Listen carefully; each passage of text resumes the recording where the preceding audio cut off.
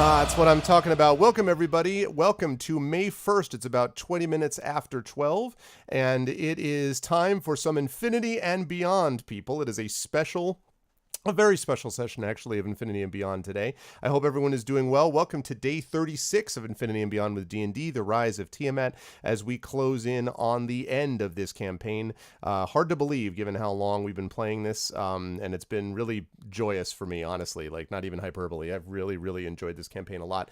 But all good things must come to an end, though not necessarily permanently. There will be other things coming up in the future. But today we have got a special session, a smaller session, let us say, with some people here, and we'll talk about that in just a minute. Before we do that, I want to remind everybody about ways to support the stream. If you have not done so already, please consider following the stream. Following the channel would be a great thing to do. If you haven't done so already, please consider also checking out the various things that make this channel go. !ArvCord will get you over to the Discord channel where you can hang out with the Arvanauts in between streams. !ArvTube will let you check out the YouTube channel where you can see past broadcasts of the streams.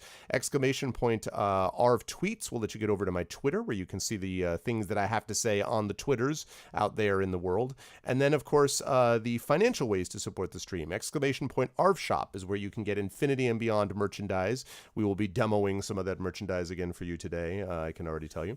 !ArvTreon, of course, is the Patreon. That is where that's sort of the financial backbone of the channel. You can get inspirations you can use for the party and a lot of other cool things as well. I should mention, by the way, I did the schedule, but I wasn't able to update yet the because it is May 1st today, so I was not yet able to update the inspiration list, so it's a little out of date. I will try to address that sometime this evening / tomorrow, so by the next time we do a D&D session, it'll be caught up. But it means if you are supporting the Patreon at a certain level or whatever, those things refresh. Like Nonstop is in here. I think you might have used yours already, Nonstop, but you can use another one because it's May 1st now, so the next part of the month has come. So it's a little out of date, I apologize. But anyway, you can help inspire the players and get a lot of other things for you and the channel with !ArvTreon. And then last but certainly not least, the sub button right above the window. We had a lot of people sub and resub over the last few days, which is awesome. That also is a way to help the stream.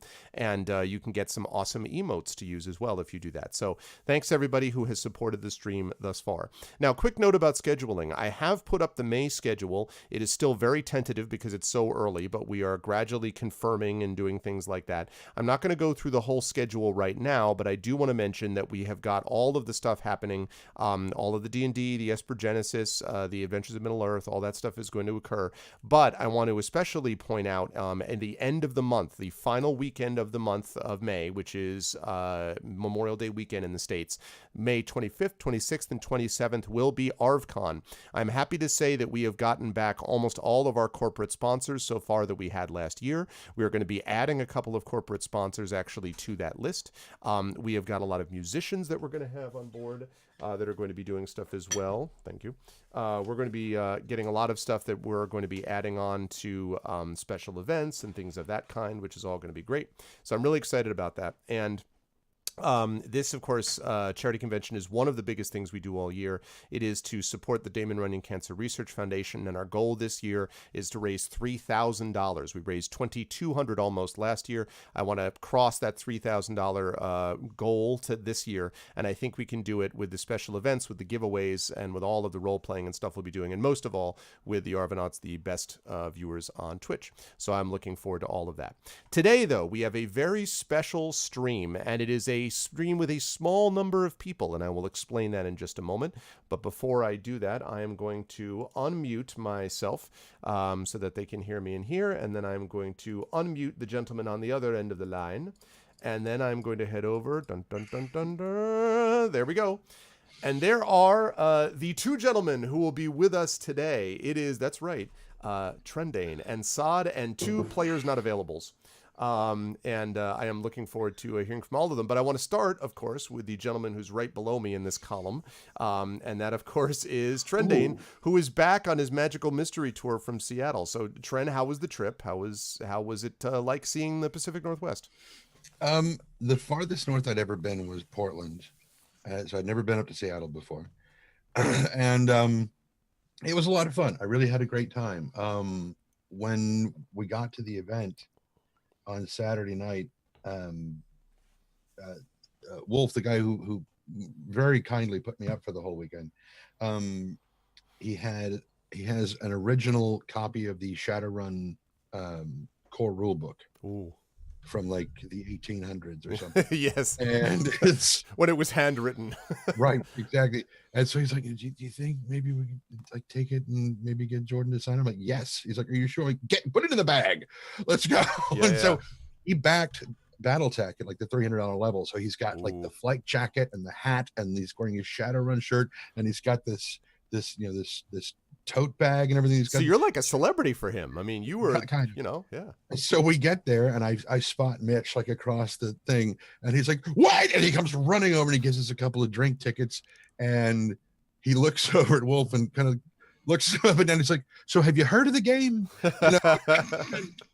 But when we finally managed to kind of corral Jordan to talk to him, and I was like, Wolf brought something he wanted to do, and he was like, yeah, sure, no problem. And so he pulls the thing out, and he's like, oh my god, and he flips it open, and there's of course the map of Seattle and the inner cover, and he just starts into the story. He's like, one of the things he said, I knew when I created this that I wanted it to be surrounded like with communal states, so it's like all the Native American stuff is all around it, and then Seattle's kind of this captive city in the middle. He said, and I didn't really know that much about Seattle, and when I looked at all the maps and stuff, I didn't take into account the topological stuff, so everybody thinks that it's flat. And I was like, it's your fault. It's your fault that I think that Seattle's flat. So hilly. Here, like we're walking from the ferry to the hotel. I'm like, it is hilly as hell. I agree. Yep. So it is. Jordan admits that it is his fault that everybody thinks that Seattle is flat. Mm-hmm. But aside from that, it was a beautiful, beautiful event. It was a lot of fun. I got to meet a lot of the other voice actors, including the lovely lady who plays Lady Kamea Arano. Who you thoughtlessly betrayed. Oh my god, it wasn't thoughtless. I planned it out in the extreme. Who you thoughtfully betrayed. I have, yes. Got to meet her, and when they were introducing us, it's like, oh, Trent, this is your uncle, and just this look of yep. It was great. That's funny. It was a lot of fun. And okay, I guess fine, I'll represent the freaking Infinity. Yeah, it was good. I had a lot of fun. The weather was gorgeous, and so many pine trees. Yeah. Oh yeah, it's where it's all about. The air always smells fresh out there. It's true. Lots of tobacco shops, though. Very weird. Except for that, right? Except for the tobacco shops, yes. And I've never seen so many Subarus in one place. Holy crap! There are a lot of Subarus. It's just everywhere I look, there's like 8 Subarus within eyeshot, no matter where we were. I was like, this is amazing. Yep, multiple reasons for that too. Yeah, they also are big on dim sum is a big thing in Seattle as well. If you ever get a chance, is a big thing because they have a heavy Asian population. So, but yeah, that's awesome. I'm glad that it was a good time. We missed you, but we're glad that you made it there and back safely, and that it worked out really well. And as for, you're not over there. As for who I'm playing, yes, I am the Fifely. Yes, the Fifely, as it was specified in the stream before, because I watched it on Saturday. I am the Fifely. The Fifely, yes. They had like sort of like the Fifely is the guy. Yeah, I'm looking forward to it, to seeing how Fifely reacts to this, because this is gonna be some things going down, as we will shortly see.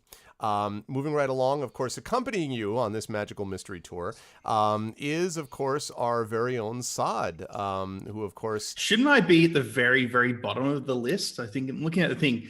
Since I'm in Australia, I should be at the very bottom of the player not available. Do you want to be down under? Is that the idea? No. You'll have to be upside down. Yeah, that too. You'd have to flip it. Yeah. Right. I'll get right on that. Whilst I am doing that thing, how has life been for you, Saad? It's good. It is currently 2:30 a.m. on a Wednesday morning here, but I am ready to go. I had a nice little snooze beforehand, so I have a bit of energy, for that extra bit of late night D&D goodness. It's going to be a good stuff. So, and we were deciding if it should we have Gromnir and Fifely's Excellent Adventures, or Fifely, is it Gromnir or Fifely, or Fifely and Gromnir Excellent Adventures? What comes better off the tongue? That's true. Well, we talked about also Fifenir or Gromley. I like Gromley. I really like Grumble Gromley. Harper. Ooh, Grumble Harper. Ooh, Gromley, Grumble Harper. Grumble Harper fits. Yes. because Fifley's really disenchanted, to say the least, with the Harper. So Grumble Harper makes a lot of sense. There you go, Sod. I took care of you, by the way. I got you. I'm good. Wait, I'm good to go. You don't have to put me all the way down the bottom. But... No, I covered everything. Oh yeah. Thank you for that. Hold on, I gotta rectify that as well for everyone. There we go. There you go. Late. That helps. Too late. I've already addressed that problem. Now Lily's going to come. No, but I have to correct it for everyone. So.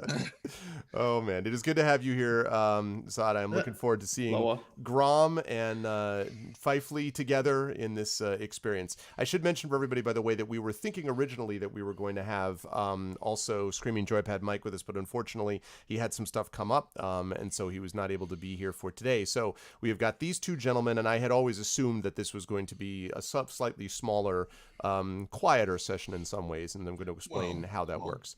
Sorry again, what? Smaller. Maybe it's quieter. Yeah, we'll see about that. So the situation is as follows. These folks, of course, if you watched our previous sessions, and if you didn't, and you're watching the VOD, go ahead and do that. We'll wait. You've just got about 200 plus hours. We can wait 3 hours. Yeah, we'll be back.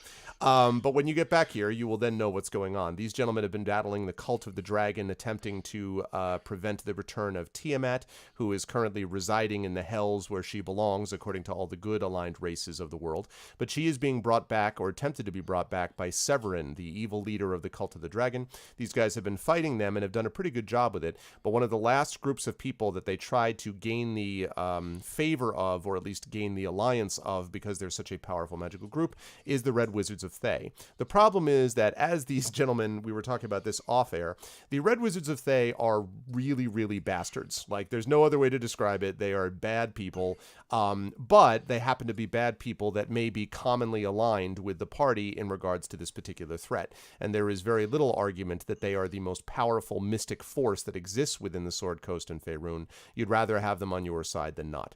And so the gentleman agreed to head to Thay under the councils, basically acting as envoys for the council, to speak to them directly. And so they traveled there via airship and arrived and were put up, given hospitality, let's say, by the Red Wizards, except the hospitality of the Red Wizards is not sort of the traditional hospitality that might exist. There were a series of dreams that each of the party went through, although the majority of them were not really affected by it too much. They were able to make their saving throws, they were able to resist it, but each of them were affected in some way. Gromnir, of course, read in the reading of these books, got more and more of these visions and more descriptions of how the dwarves had been involved previously in ways that he had not known.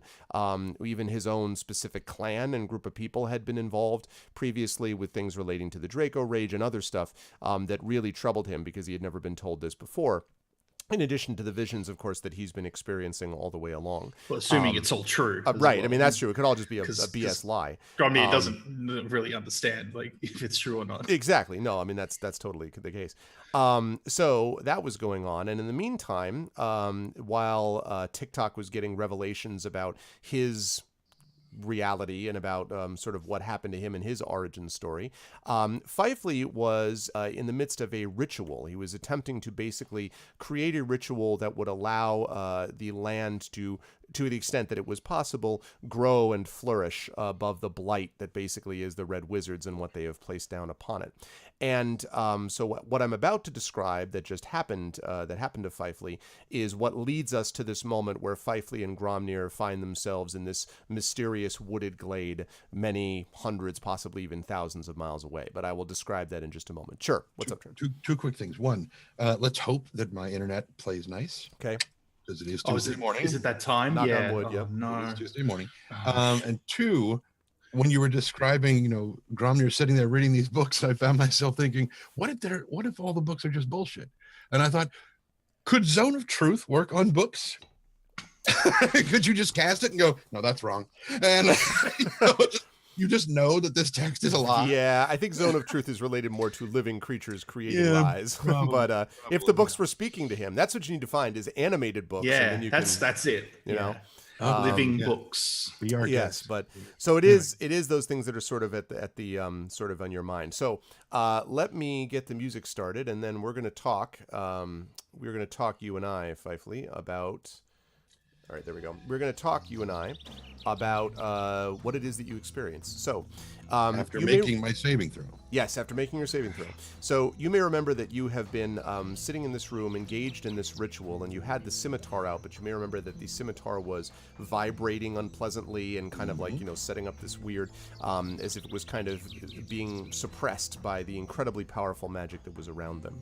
And at a certain point during the course of the night, towards probably the latter half of your ritual, so a number of hours in, although obviously you're not paying very close attention to what hour it is specifically, but later in the ritual, there is this voice that kind of whispers to you, and it sounds very much to you like the voice of Iseldra Yeth, who was the red wizard that originally welcomed you. You may remember, in quotes, yes, welcomed you to it, and you don't see her, but you hear her voice, and she says, as you're engaged in this ritual, I hope you are successfully engaging with the nature you so love, Fifely.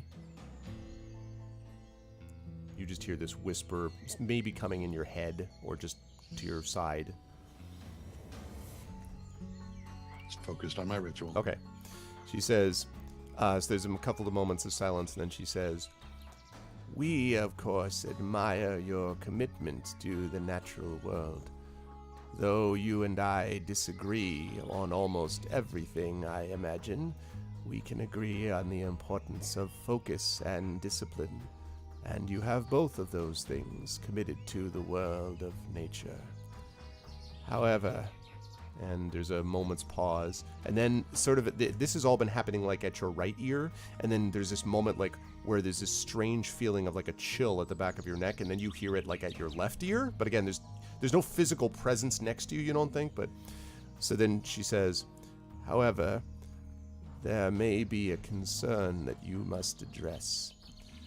We have reason to believe that for circumstances that we are not fully in control of, a person who is dear to you may be experiencing difficulty.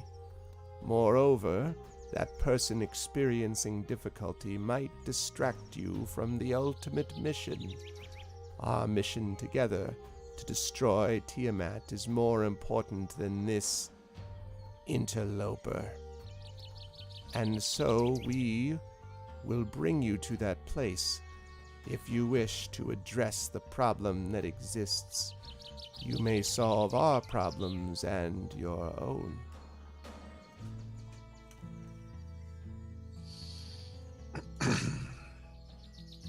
Do I get a sense of who she's talking about? Because there are 3 people that it could be. Okay. Not yet. She hasn't mentioned any names yet, and you don't get a sense of it yet. But I mean, you're certainly welcome to take a guess and ask if you want. Not yet. Okay. So you're just remaining silent still? Mm-hmm. Okay. She waits a few moments, and then she says, if you agree, we will bring you and perhaps a companion or two to this place. After you have completed this mission, let us call it, we may teleport you directly to Waterdeep, so you will not miss the next council meeting. You may, of course, ignore this problem completely, but I can assure you that it will remain a problem, and you will be contacted about it by others less committed to this cause than we collectively are.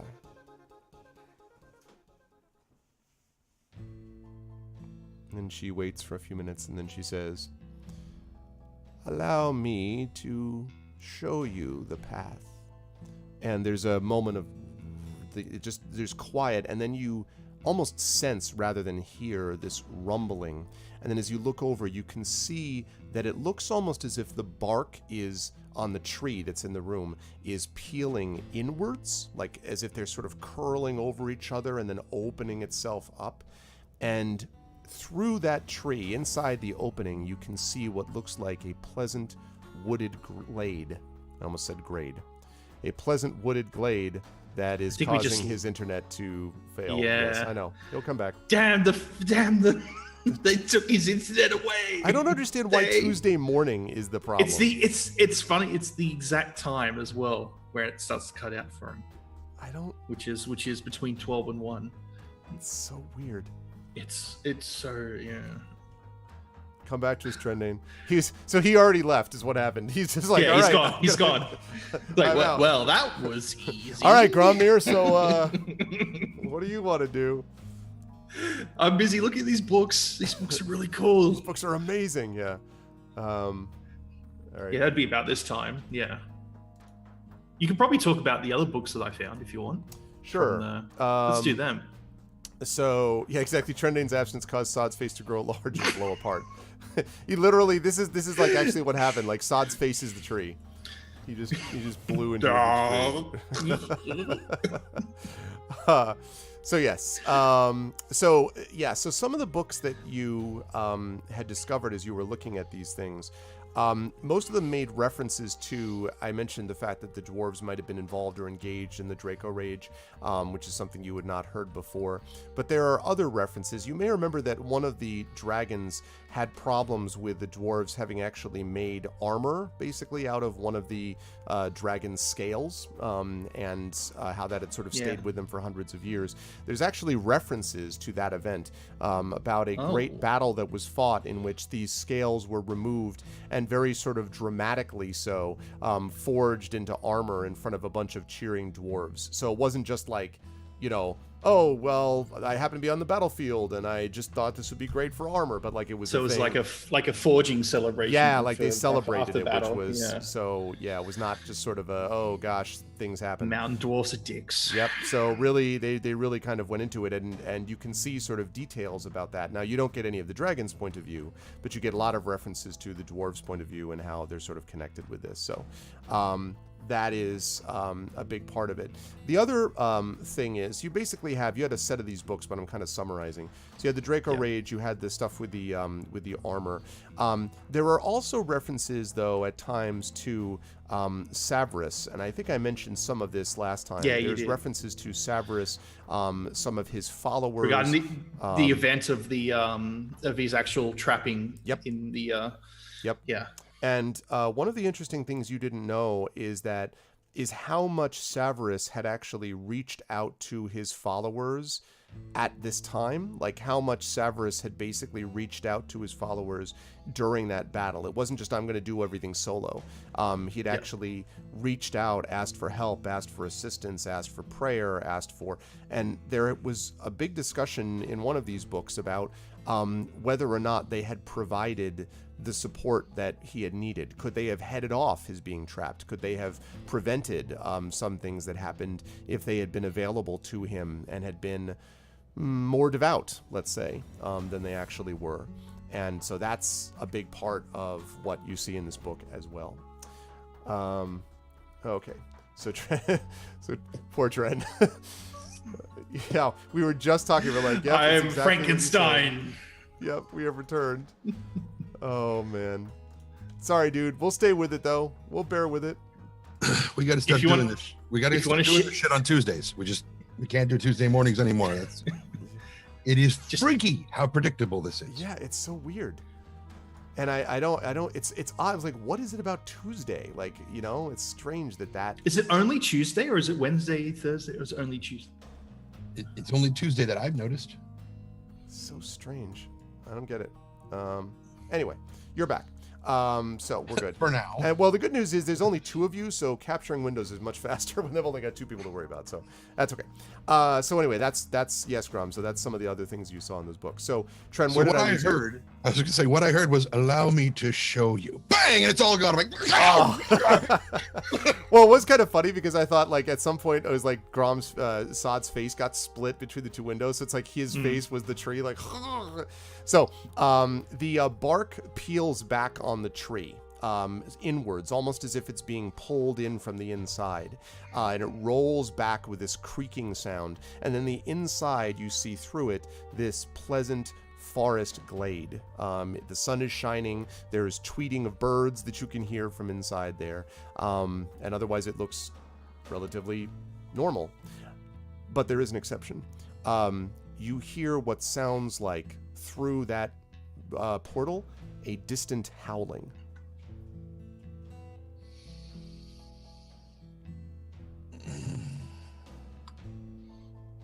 Is this howling familiar?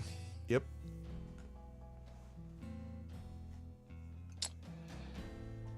That is going to be enough to distract Fifely sufficiently that the ritual will falter. Okay.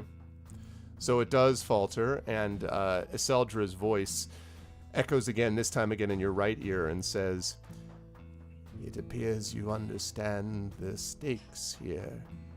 I wish to emphasize, we are not responsible for this action. We simply provide a conduit to correct."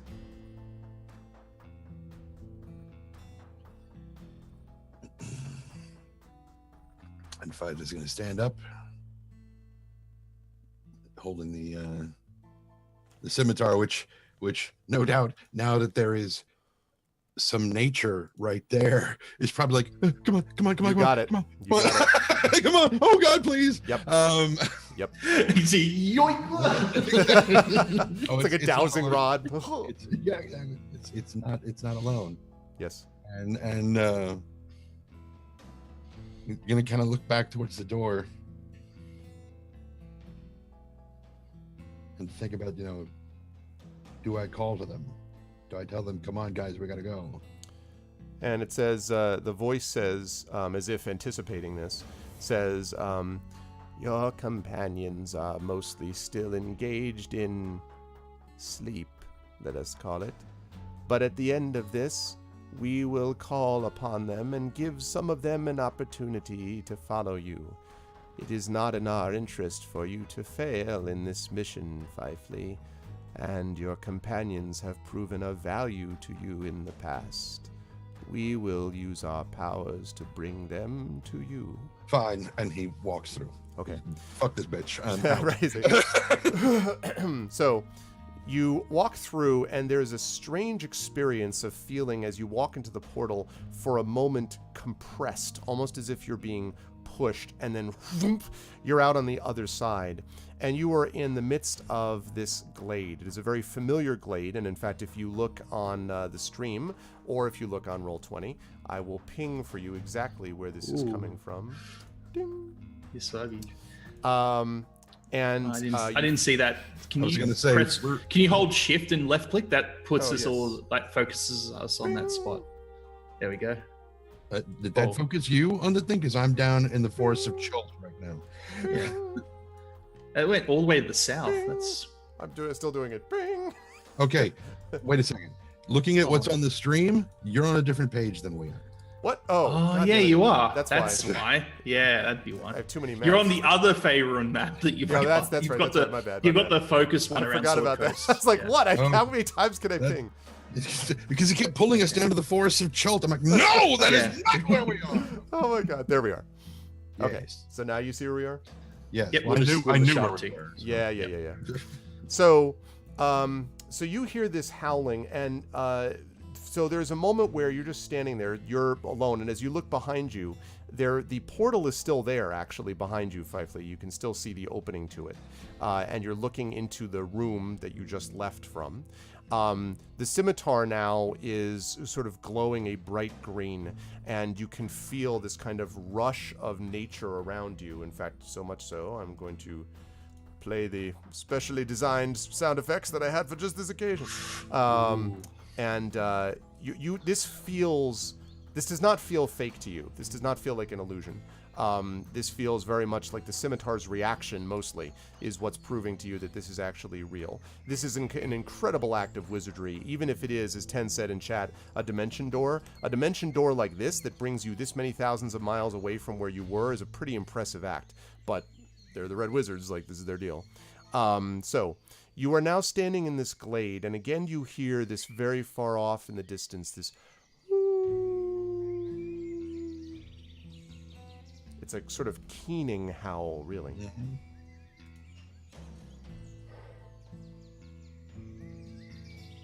I'm uncertain what to do at this point because the description you gave at the end of the last video is that by the time they get to the thing, I'm standing there. It's funny you should mention that, because as you were standing looking, yes, and I want to point out, yes, now, time-wise, temporally, you just stepped through a few seconds before, but when Gromnir appears, it is as if the time is running in different speeds. But when he arrives, Grom, you can speak for yourself, but you sort of fall through this portal. And did we decide whether we're going to have you playing, doing combat? I can do the combat for him. If so you want. right behind him is also TikTok, who's kind of like stumbles forward a little bit, and then behind them, the portal vanishes. And you, Grom, you are standing looking at Fifely, who's holding the scimitar, looking off into the distance, and there is this. What is going on? Said you needed our help or something? What? I said, Where are we? Unless I miss my guess, this is my home. Okay. This is the Wood of Sharp Teeth, not far from Greenest. You're kidding. No. Okay. So what? Why are we here? I don't know. What was that weird noise I just heard then as well? That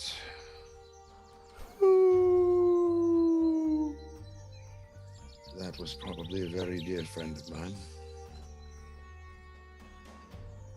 Okay. Keep up with me if you can, and moving. Okay. So you start moving very quickly. Grom and TikTok, assuming you stick with him, do you? Yep. Okay. Yeah. Well, I'd be a little bit lagging behind because I am very exhausted. TikTok better carry you. TikTok probably helps me a bit. Yes, that's true. Very dangerous over short distances. All right, so you go forward. I'm currently exhausted state because I stayed up all night. Because you stayed up reading books. See, this is cramming for the test, as it were. So Fifely stays at a very good pace. He seems to be directly focused on what's going on ahead of him.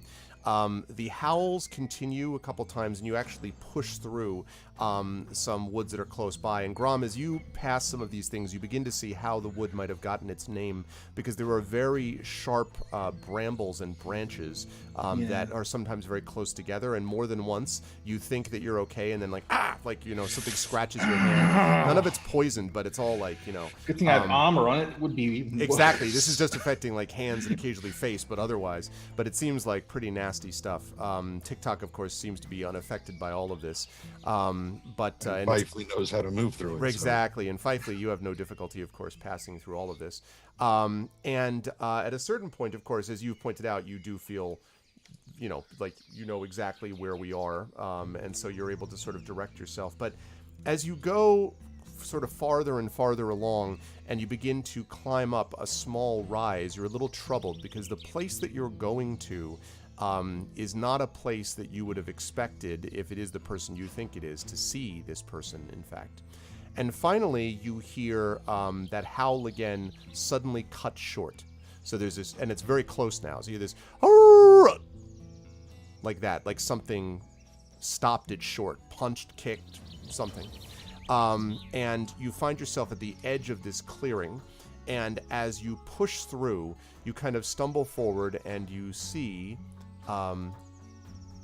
someone familiar lying on the ground. Now, for this one, I want you to actually explain who it is that you see, but I have to be honest, I couldn't find the damn picture that you sent me months ago of this thing, so I kept looking everywhere. I don't know if you have it somewhere to hand. I do, but I would have to dig it out. Okay, that's fine. Well, in the meantime, I'll think about that. In the meantime, can you describe for the fine people who it is that we're looking at? I'll describe his physical state, but... Yeah. The person in question is it's difficult to tell his age because he's completely covered in fur, but he if you're used to dealing with werewolves, it's clear that he's about the same age as Fifely. And he what never mind. I was trying to figure out what look at this talking about. I'm like, I don't know. I think he was referring to my whoo. Oh, okay. The howling thing. Okay. But relatively young werewolf, kind of a little bit slight of build, decent muscle tone, but not, you know, huge, bulky kind of thing. Like not as big as TikTok, say. It's No, probably, nowhere near. He's pretty much like maybe probably about your height, maybe. Yeah, maybe a couple of inches taller than Fifely, and that just might be the ears. But yeah, that's who's playing there. When you come up to him, you see him lying on the ground. He is breathing heavily. His fur is matted. He has several what look like bites and scratches. A lot of them seem to be up in the region of his face and neck, and his arms and sort of paws / hands also seem to be cut and scratched as if he was trying to defend himself from creatures or from something. And he is lying face down. He's clearly alive. He's lying face down, but he's breathing heavily. But you immediately recognize who this is. So Pretty much like, is that what I think it is? Lively? completely disregarding, you know, Five is going to take just like a half second to look around and check the environment, make sure that nobody's in the immediate vicinity. Make a perception check for me, please. Okay. Oh, I got to do the dice roller. I was like, why is there something on my OBS I'm missing? I'm like, that's what it is. I'm like, there's a spot that's open. Okay, now I don't even know what that was. I bet that was a really dramatic roll, and I have no idea. I haven't rolled it yet. So. Okay, there we go. There we go. Huzzah. All right. It's a natural 72. Oh, hey, Fury. What's up, man? 18. Fifely, you were almost certain that you're being watched. You don't know by what, but you're sure you're being watched, and you're sure it's more than one thing. So Five is going to glance back towards the guys that we are not alone, and then cast Cure Wounds. Okay. So you cast that. Go ahead and actually roll the number for me.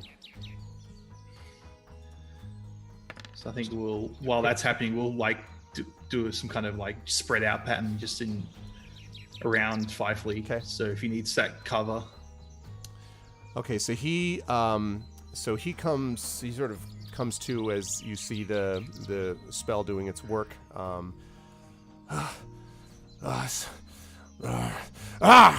he rolls around, and then he sees his eyes are sort of, you know, enraged for a minute, and then he sees you, Fifely, and his expression softens. That's not Fifely. That's not Fifely. Who have you? What? The hand to the cheek. It's like, it is me, my love. Steady. And he... Is you? How can it be you? How? We have mutual, well, we have associates in places of high power. They told me that you were in a bit of trouble, and they sent me here to deal with it. What happened? He says, and he kind of lifts up his hand to your cheek, and he says, "It almost doesn't matter now that you're here. But I'm glad, because at least you'll see." And then he lifts his head, and he sniffs. Fifely, there. Watch yourself. And as he says this, almost materializing from around the clearing, you actually hear first a set of these unearthly howls, and then padding into the clearing are many, many enormous wolves, probably a good 10 of them, if you had to guess. Each one of these wolves, it's very, very large, as I said, but they all sort of pad inwards silently, kind of gazing at you. They're not attacking you yet, but they surround, you know, all of you. One of these, Gromnir, is larger than you. one of these wolves, and there's 10 of them at least. And they all sort of pad there, and the werewolf on the ground says, Is this what I was afraid of? I don't... Let him go! You could do what you want to me, but leave him! And there's a kind of moment of quiet, and then one of the wolves steps forward. You note, both Grom and Fively and TikTok, note that on the left paw, the paw seems to be... The wolf is largely dark gray, very dark gray, almost brownish black, but the left paw is actually much lighter gray, and steps forward. Now, I need to ask whether or not, Fifely, you have a speak with animals, commune with nature, something like that, or Gromnir, if you have any spell like this. Check. I have tongues. Tongues might do it. I have commune with nature prepped, so. I'll check this quickly and make sure that I'm doing this thing. And I have speak with animals prepped. All right, I think... Well, speak with animals would do it, probably. Yeah, I think speak with animals would be what you want. Yep, I think speak with animals is what we're looking at. So, assuming you could, do you cast that? Sure. Because okay, so they're to run. So the first one, and it's clearly a female wolf. You can tell, Fifely. This is the one with the lighter paw, and says, human, you stand between us and our prey. Why? And I'll look back over my shoulder at the werewolf next to me and say, because this is my mate. And if you stand against him, you stand against me. And the wolf lifts her head and says, you are a mate with this? How is this possible? More human tricks. Well, as crass as this may sound, if you want a demonstration, I would be delighted to provide one for you. But let's back up a bit. What exactly is your problem with Roka? And so this is the first time, Grom, you've heard that name. And well, most of it is all in weird animal noises, but then we hear Roka probably. Yep. Mm-hmm. Yeah. That's right. So we're just confused. And actually, that's just a good point, actually. I want to double check on tongues, because I want to see if tongues relate. Tongues grants the creature I touch the ability to understand any spoken language it hears. Moreover, the target speaks any creature that knows at least one language can hear it. I would recommend then, so that you can avoid translation, although Fifely could do that, thinking about casting tongues here, if you want to be able to hear it. I don't think everyone needs to understand it, but it would be nice if someone other than Fifely does. Yep, I'll cast tongues then. All right, so you now hear this. And she says, your mate, as you call him, destroyed mine. He murdered Grey Muzzle, and he is my prey. I will tear his throat out where he stands for what he has done. And the wolves around kind of growl menacingly. I'm just going to turn my head back towards Roker. And Roker says, it's not true. They found me, but... And he says, I don't know if this is the place, but... And you can see the wolves are kind of like, kind of all like growling. He says, Fifely, the forest, this wood has not been the same. Not just since you left it, but for the last 6 months. It has gotten worse and worse.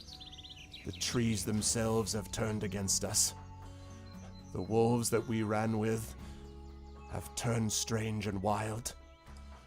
And I myself, here in this place, sometimes feel as if I am not in control of my actions. But I know that I did not kill this creature.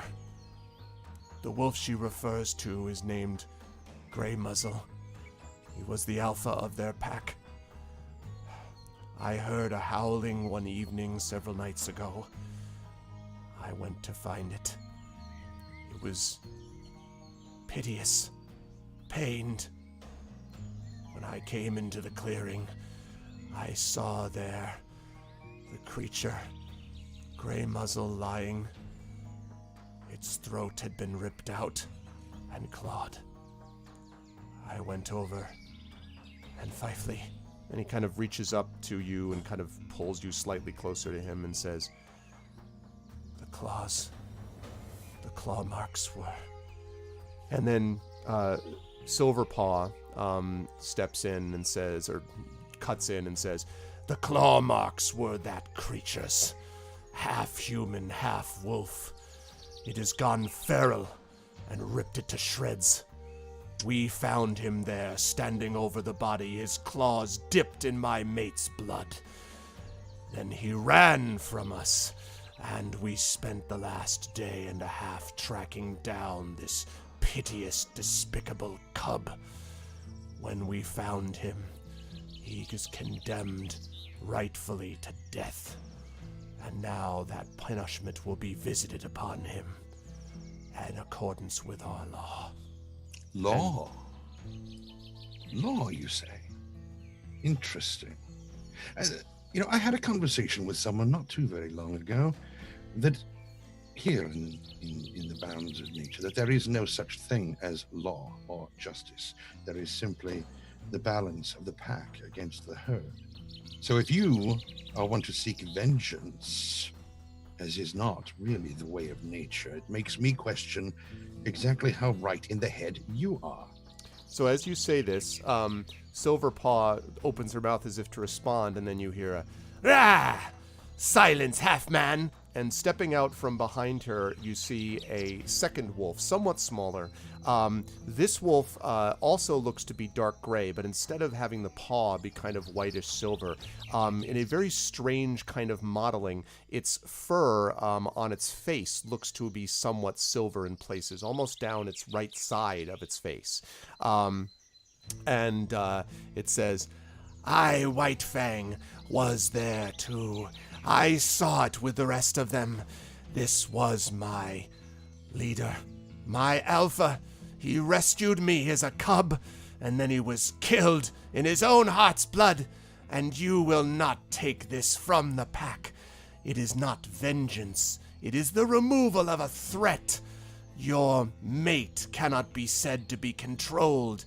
What if he goes crazy again? What if he goes wild and rips off the throats of the cubs while they sleep peacefully? It is not simply vengeance. It is also the law of protection and stability and security.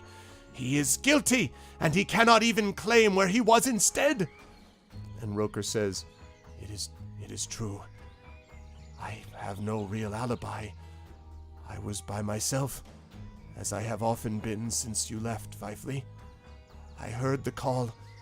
I came, wanting to see what was there, and when I came forward to the body, I wished only to see what I could do to help. I have no alibi besides my own true nature.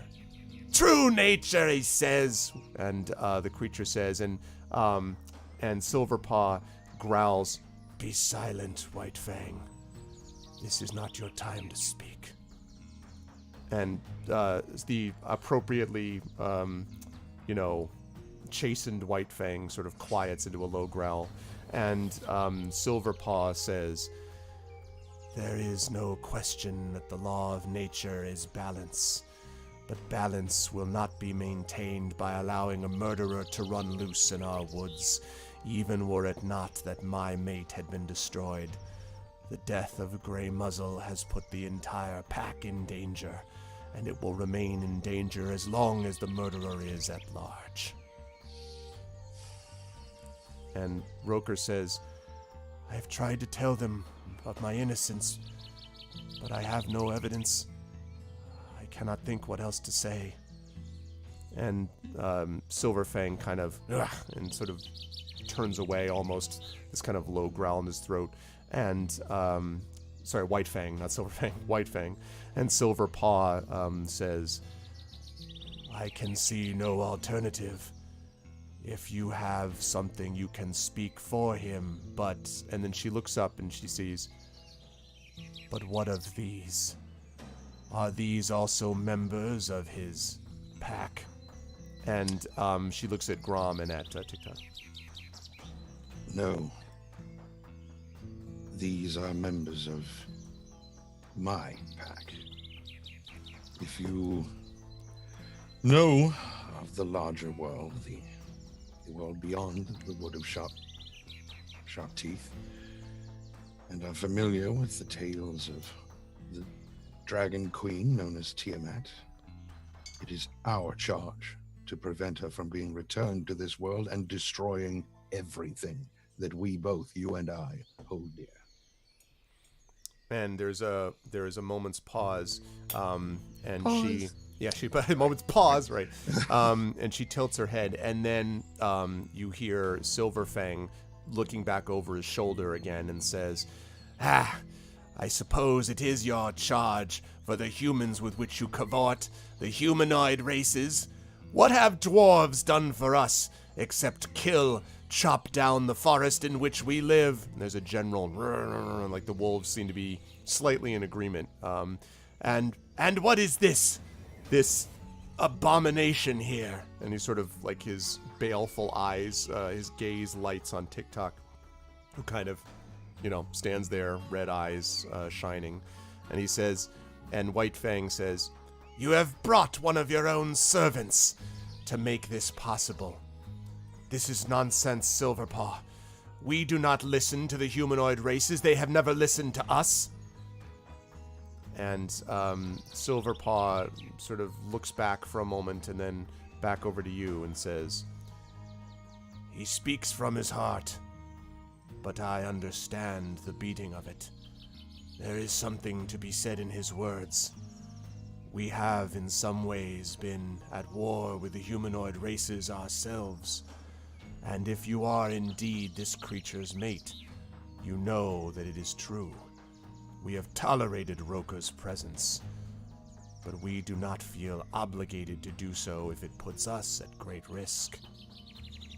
And Roker says to you quietly, Fifely, this pack of wolves moved in here some months ago, and I welcomed them, as you and I have always done, the creatures of the natural world.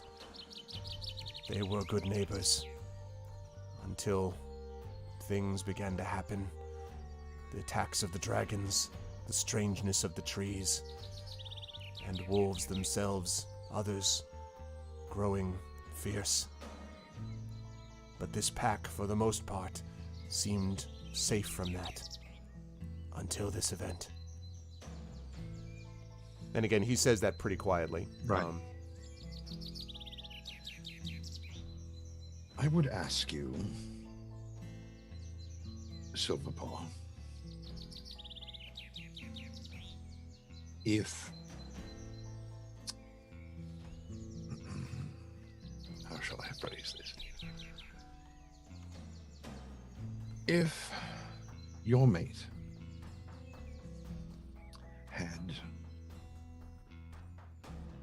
taken down a dwarf who was felling a tree, and an army of dwarves came back and decided that they were going to kill one of your pups for his transgressions, for your mate's transgressions, would you think that just?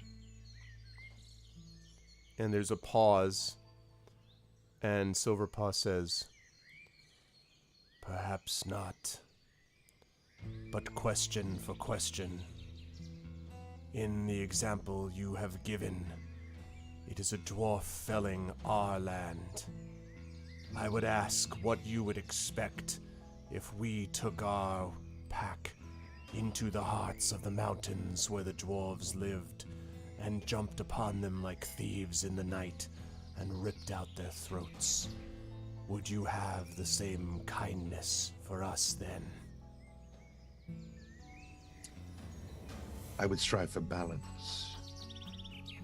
1 for 1 is fine. Vengeance against the one who wronged you, I can even accept. But neither of these have harmed you. And I would ask this, if you had found me over your mate, with his blood upon my hands, would you presume that I was the one who had harmed him? Even though I told you with... my ability to English is failing. Well, you're talking in Wolf, you know. Well. That's true. That's true. That I was vehement. That's the word I was looking for. In my now I've lost the other one. In my statement that I was trying to help.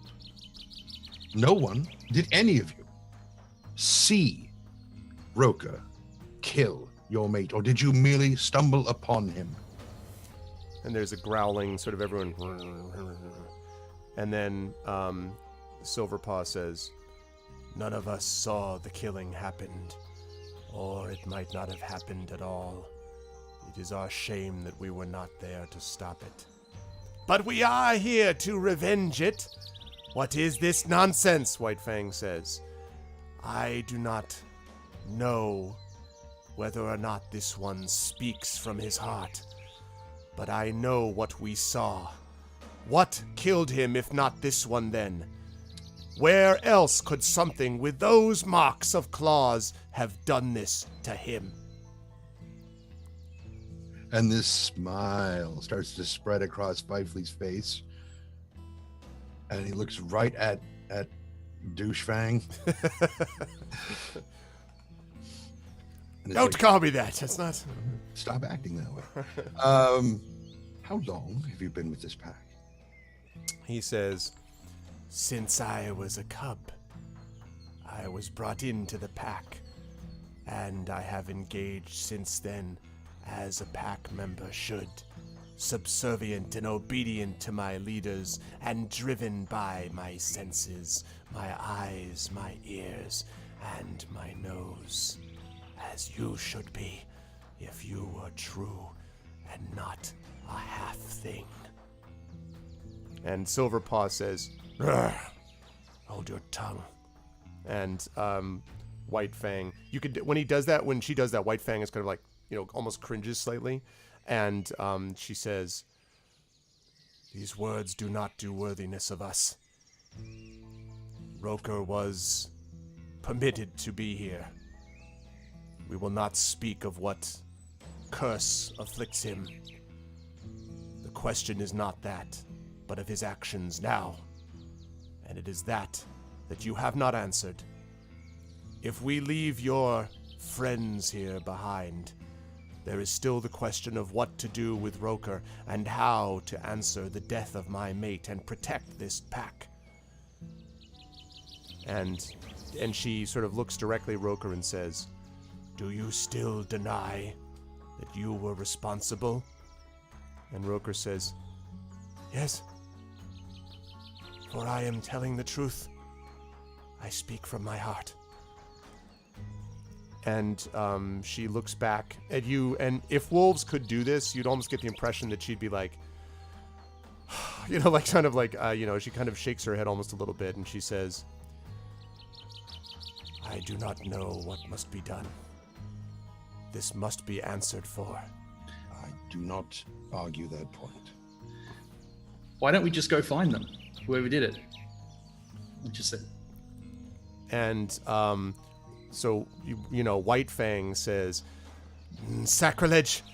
Now a dwarf would address the alpha of our tribe." And again, the Silverpaw grumbles, "Peace." And White Fang quiets down. And Silverpaw says to you, Gromnir, she says, "You are so certain that this creature you have never met is innocent?" Well, I've known Fifley for a long time, and if he says, if this is a friend of his, and his friend is innocent, then I believe him. But if he's claiming that there's some creature here attacking other creatures, then perhaps we should find it and stop it. If it's not part of, is this creature, maybe it's not part of nature, maybe it's something else that needs to be stopped. And Silverpaw sort of pauses and kind of blinks at you and then looks at TikTok, and then Silverpaw walks right up, pads up to you, Gromnir. This great wolf, which is basically, as I said, taller than you, and sort of lowers her nose right to your the side of your face and sniffs around you, and then says very quietly,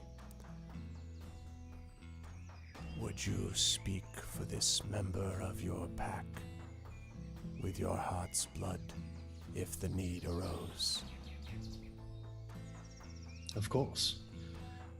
I've been by Fifley's side for so many battles that I believe that I definitely have the strength to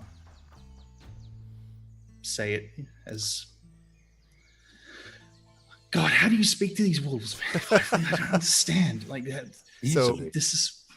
So she kind of lifts her head and she takes a couple of steps back, and one of the wolves growls, "They must have the mark."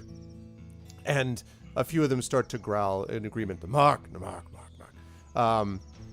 And White Fang says, The mark is not for these. It is for members of the pack, the wolves." And Silverpaw says quietly, "It is my determination who receives the mark, White Fang, not yours." And White Fang lowers his head and says, "I beg forgiveness," and kind of backs up a couple steps. And Silverpaw looks up and says, "If you would speak for him, then I will grant you some time to discover who was responsible. But to do so, you must be marked as one with the pack. Will you allow this?" And Roker says, "Fifley, they do not know what this is. This will hurt them." And Fifley, you're not 100% sure, but you can take a guess as to what they're referring to. But Roker seems kind of, I wouldn't say adamant, like, "Oh my God, they're going to die," but he seems like concerned. And Silverpaw says, "Be silent. The decision must be theirs. You," and she looks at you, Gromnir, "what is your name?" My name is Gromnir Grumblehammer. "Will you, Gromnir Grumblehammer, receive the mark and seek out the guilty so they may be punished and the balance restored?" Look towards Fifley, see if he responds anyway. Okay. Well, she's asking you right now. She's not. Yeah, looking at I just kind of like turn my head just to look at Fifley for a second, then look back just to see if he nods or anything like that, and say, "Very well." And she walks up to you, and then quite suddenly, whoosh, slashes you with her claw across the face. Now, this hurts, and in fact, it's going to do... Yeah, how much damage do I take? 100 points of... No. God damn it, no. No, it's only 97. Yeah, fear not. It's still enough to kill him, but you know what? 75 points of damage, no. It does 3 points of damage. Okay. And it hurts. And there's now... But you notice, as you kind of reach your hand up, you can actually feel that the marks are in a specific line. Like, in other words, they were not just like, whatever. Like, they seem to have been in a particular mark. And as you look around, you notice for the first time that on the flanks of each of the wolves, some on the flank, some on the sides, some of them actually do have it on their face as well, there is this identical, or it looks identical, 3-line mark down their face. And she goes over to TikTok next, and she kind of sniffs, and then she looks back. "This one, the smell is strange. Is this even alive?" Very much so. I can imagine Gromnir being like, "Yes, I believe so." So she kind of looks up and says, "And you, TikTok, will you be marked and find who is responsible and restore the balance?" And we'll assume that TikTok would. He just blinks lights. He's just right, exactly. That means yes. Blink twice by the for way. yes. Yeah. And so she reaches up again and she slashes basically his side, and there are actually 3 marks in this sort of wood portion, like in between these 2 plates, that reflect this. TikTok in reality takes about a point of damage from this, because it's better to be a Warforged when you're going to be marked, apparently. Yeah. But he sort of looks back and then says, "Thank you," responds that way. And then she goes over to you last of all, Fifely, and does the same sniffing thing, and she says, "This is your mate, and you I have saved for last. You spoke for him first. Will you speak for him last, and receive the mark?" And Roker says, "Fifely, you don't have to do this for me." "Be silent," Silverpaw says. Actually, at the same time as you're saying shh. Yeah.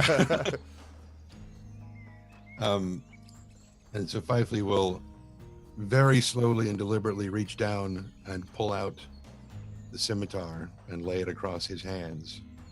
And when you just quick before you go on, when you do that, the wolves all sort of take a step back because it glows green. You can feel the vibrancy of the grass, and Silverpaw looks a little confused. And White Fang says, "Trickery, magic and sorcery, I predicted it."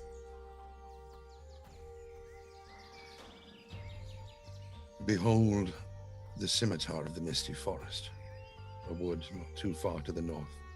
This weapon gifted to me by the archdruid who watches over that wood. To use this in service of defeating and preventing the rise of Tiamat. Hashtag title. I swear upon this blade, you will have every ounce of my truth to find who has laid low your mate. And he puts the blade away and waits. And she sort of inclines her head and she says, "You speak, I think, from the heart, but the mark must be taken." Okay, so she, for you, and I just want to make sure, your arm, I think, would be still exposed, right? I don't think you'd ever having it. So she slashes that. Whoosh! And it's so quick. And by the way, just a quick note, Grom, had she slashed as much as she could have literally, like, ripped your neck out. I mean, like, she's a huge woman. So she is clearly directing this in some way. And again, Fifely, it hurts. You're going to take, we're going to say, I think 3 points of damage from that also. So you take that and there's this slash. Yeah, Big Boss, you were attacked by Adidas. Exactly. You were attacked by Adidas. Thank God you weren't attacked by New Balance, or this would have been a lot. Yeah, no shit. She is bigger than Fifely is when he's in his direwolf form. Yes. Not by a lot, but yes. Right. Yeah, I don't want to overdo it. She's not like an elephant, but I mean, she is 12 feet tall. And, yeah. Right. So she does that, and then she steps back and she says, "These creatures." Hold on a second. And then she says, "Why is someone banging in my house?" Hold on a second. Because your child is learning to Yeah. Just about to hear, "Hey, Daddy."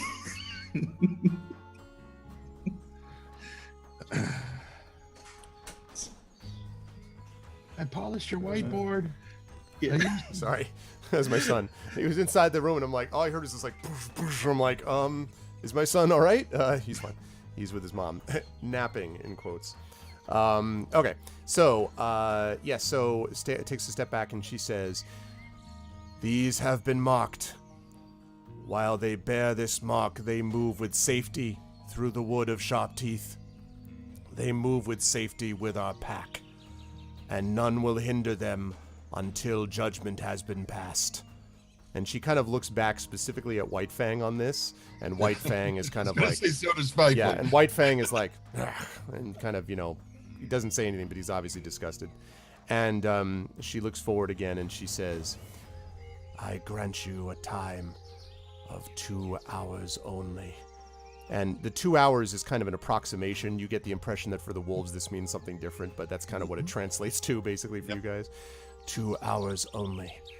Within that time, if you cannot discover who was responsible, judgment will be passed upon Roker and balance restored. And she turns and she says, "This is my judgment, and I speak for all of you."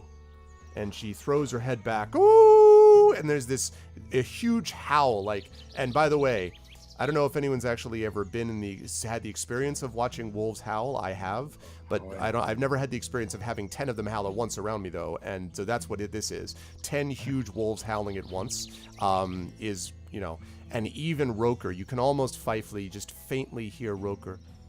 Like he's almost kind of, it's instinctive. Yeah, exactly. And then when they stop and they sort of lower their heads, and Silverpaw says to the pack, "Leave us now. Return here in 2 hours."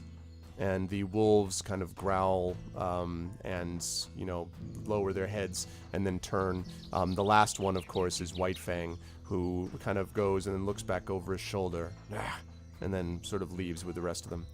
And she turns back to you and she says, "You have your 2 hours. If I may aid you with any answers to questions, I will.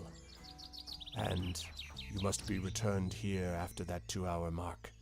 If you are not, we will hunt down not only Roker but you, and visit our judgment upon those who practice deceit." I do have one question. And Sheen sort of nods, or the equivalent. Possibly more. But first, when you arrived and found your mate, what scents were there? And she says, "The scents mostly of wolves, members of our pack, for he was killed in a spot through which most of our pack often travels. There was, however, the scent of something else, something half-wolf, perhaps." And she kind of glances to Roker, and she says, "It is another portion of that judgment against him, I think." And Roker says, "It is true. It did smell strange to me as well, Fifely."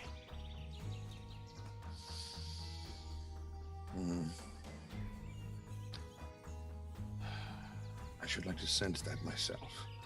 And she says, "I will bring you to the place.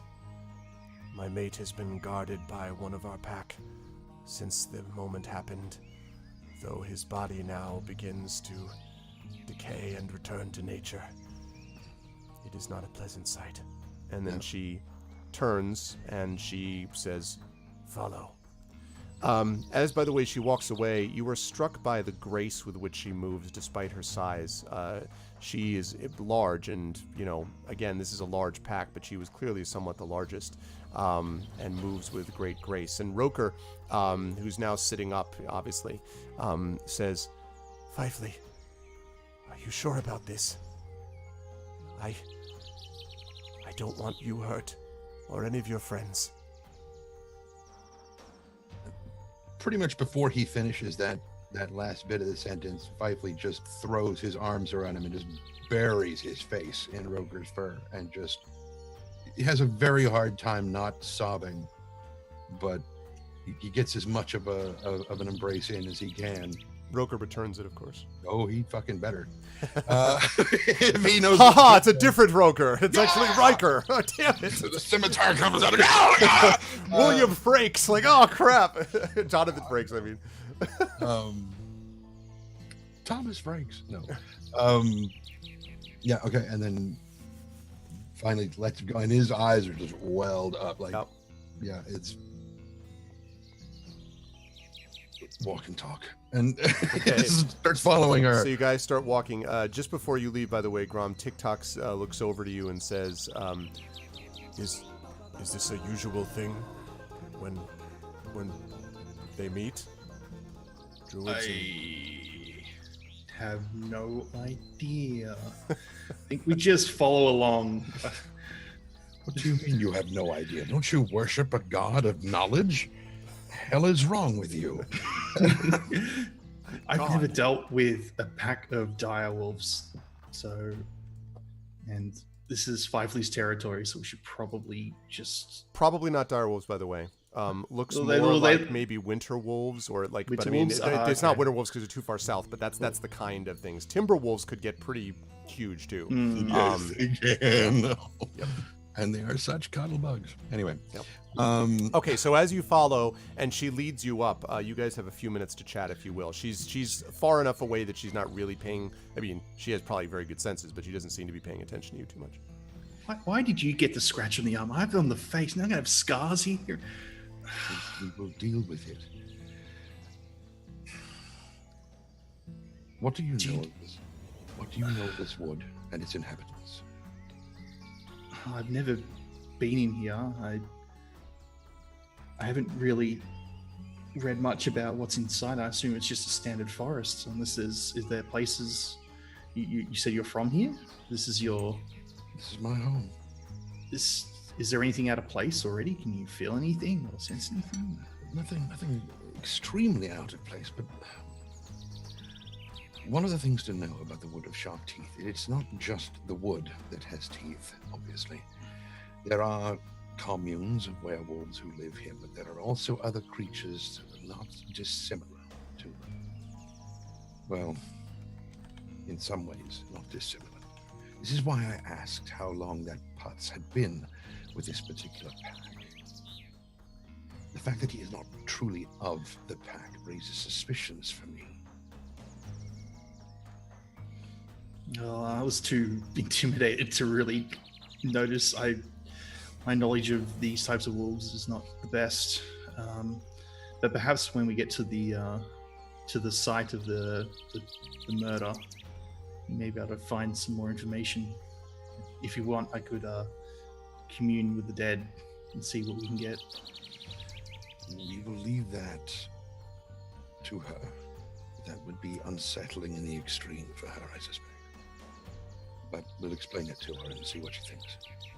Yeah, I have a few tricks up my sleeves that may be able to help.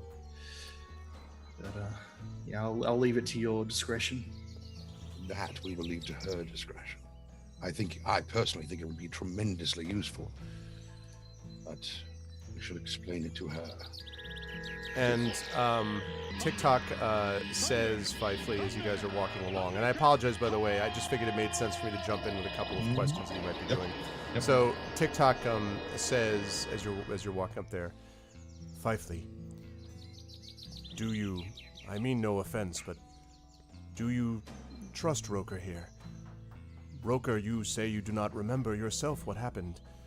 Is it possible you were possessed or controlled?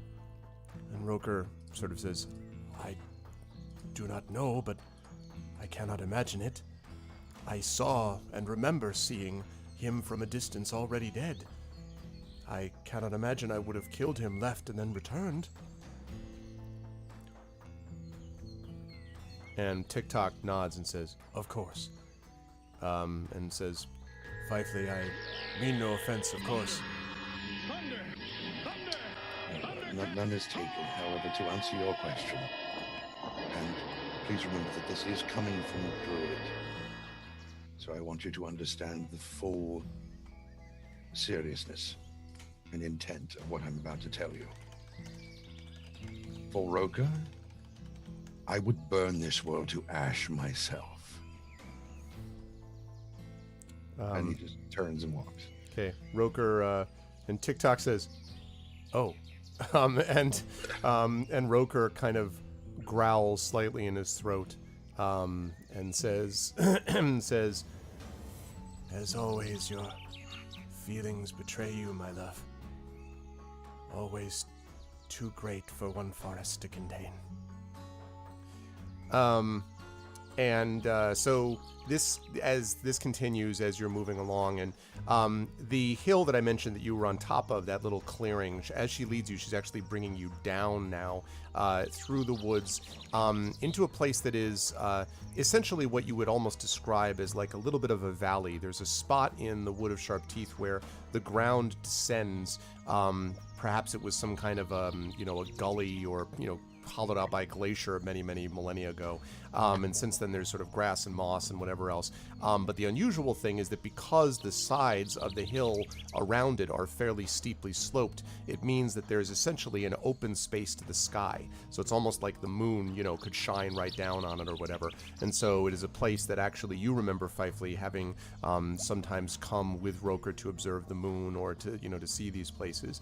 But as you enter it on this occasion, as she brings you down into it, there is an evil scent and feel about the place. It feels, first of all, the scent of death hangs heavy on it. But beyond that, there just feels something unnatural and uncomfortable about it. Not like the magic suppression or the Red Wizards, but as if there is something which has altered the nature of this place. And as you come down to it, you can hear Roker kind of almost in his throat, there's like a revulsion as well to the smell. Do I get any sense of any undead on death?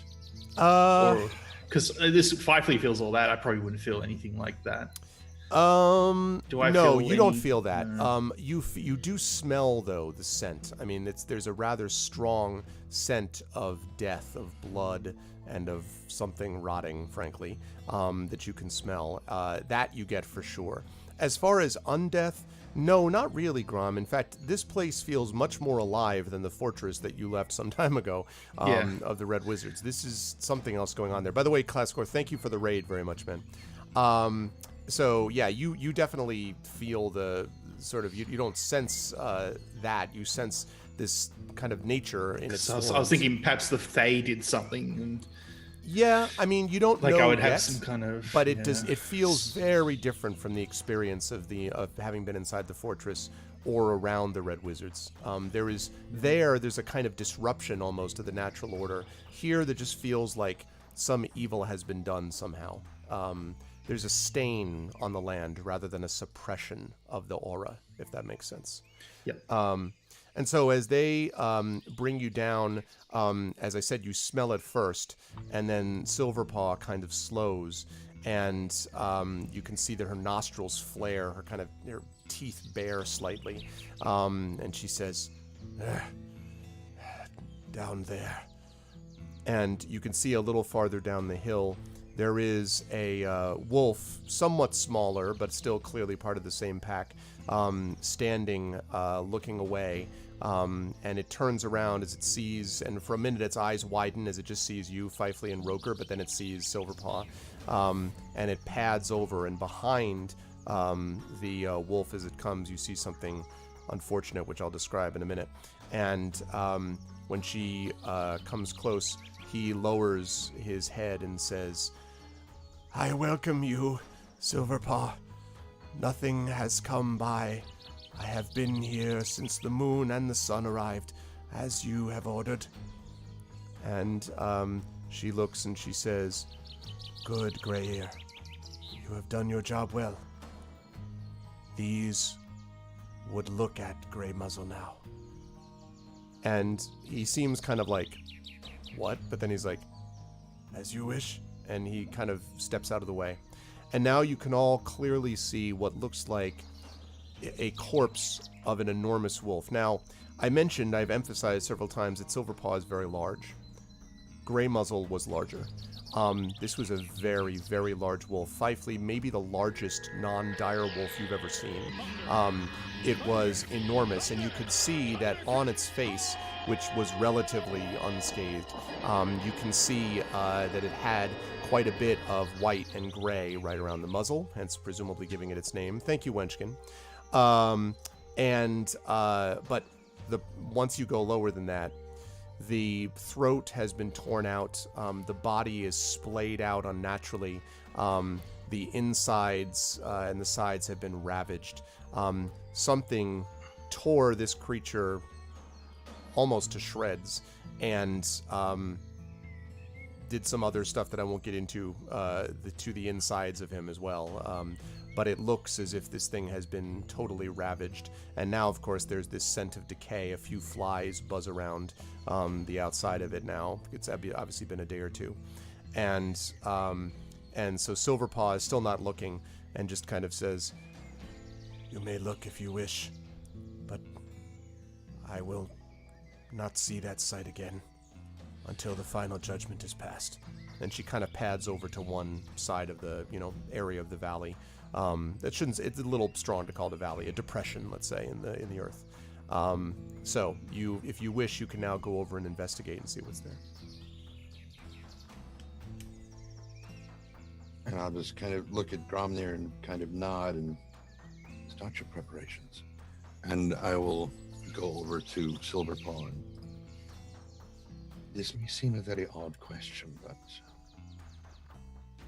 would you have any objections to us asking him what happened? And her head sort of turns. What do you mean? The dwarf is laying down incense. in communion. He has the ability to speak with the dead, and it is entirely possible that he can ask your mate what happened in his final moments. And she kind of, almost involuntarily it seems, recoils a little bit and says, "You cannot speak to him when he has died. It is not the way of things. He has passed on.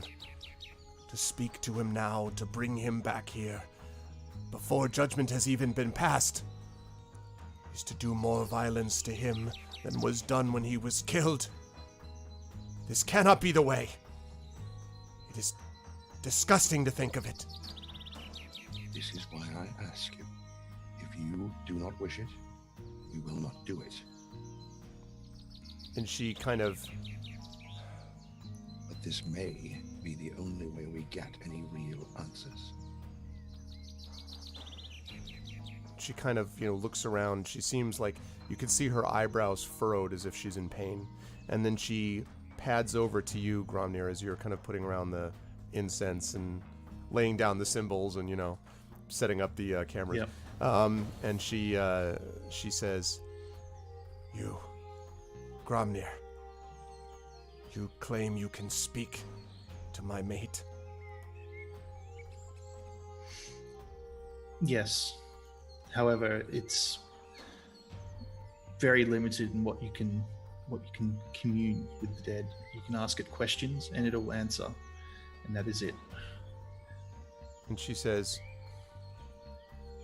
"This seems unnatural. You are bringing his soul back across the barrier. His spirit."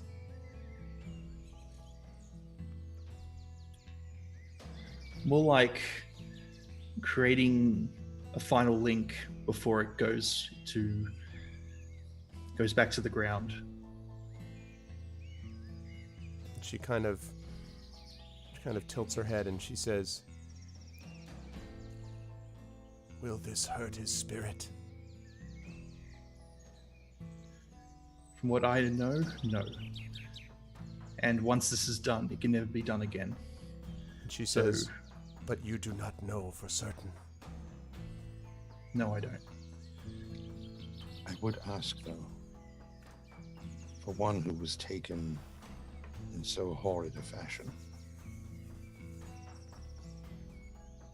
would not the ability to mete out the justice it so richly deserves heal some portion of that wound? And she says, "I do not know. I cannot ask Grey Muzzle what he wishes. Thus I must speak for him. And if I am wrong, then my spirit is the one that has done evil." And she kind of pads and looks back at you, Gromnir, and she says, "Is this the only way?"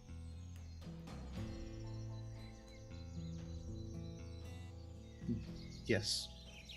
Make a persuasion check for me, Grom. Do it at +2. I have disadvantage because I'm exhausted. Okay, come on. And then it's a neutral. Oh, yes. Wow. So 19. Okay.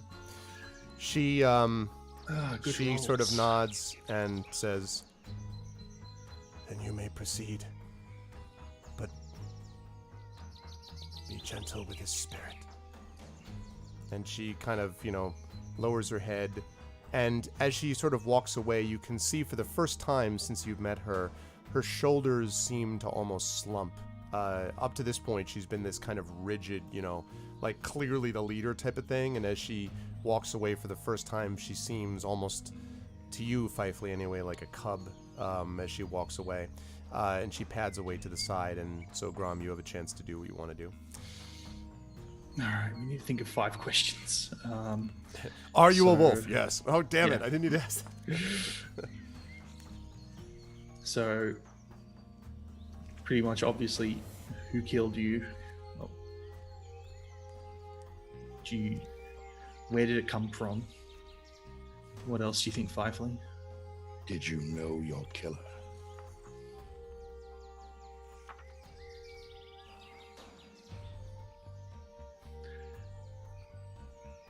I think what else?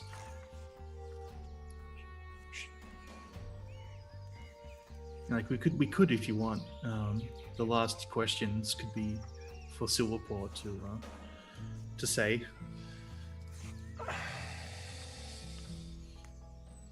If that If I remember correctly how this particular ritual operates, his body is about to animate, is it not? it doesn't, you're not really animating the body. It's more like you're connecting to the soul that was in it.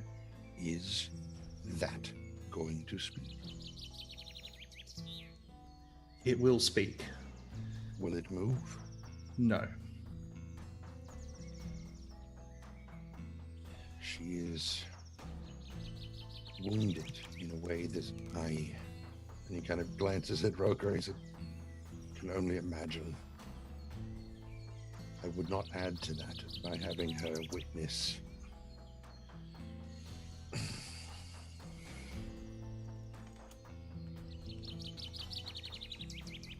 If it is to be his spirit and not the flesh in motion, that I could accept. It's just the spirit. I can guarantee that. All right.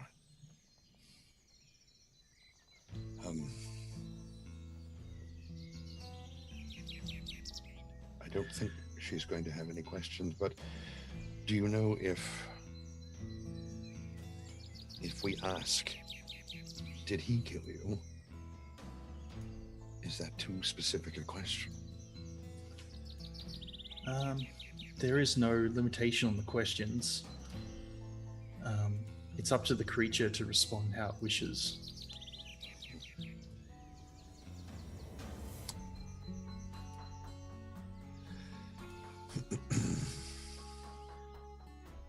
So perhaps we could just directly ask it if Roker killed it, and then we'll know for sure then. And then we can ask it, do you know the killer and who killed you?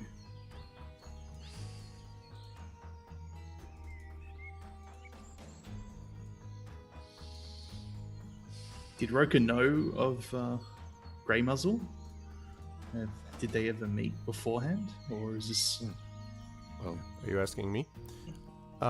Yeah. Yes. He, according to what Roker said. You can ask Roker too, as far as that goes. I mean, he's Yeah. right there.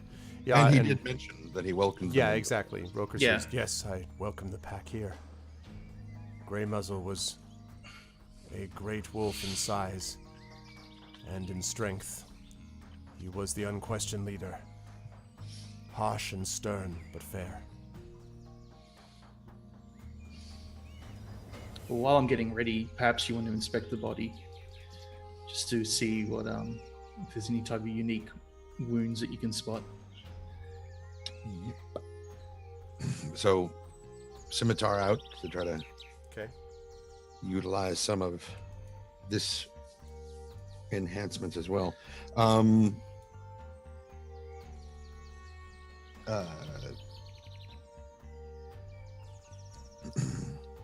Roker, you know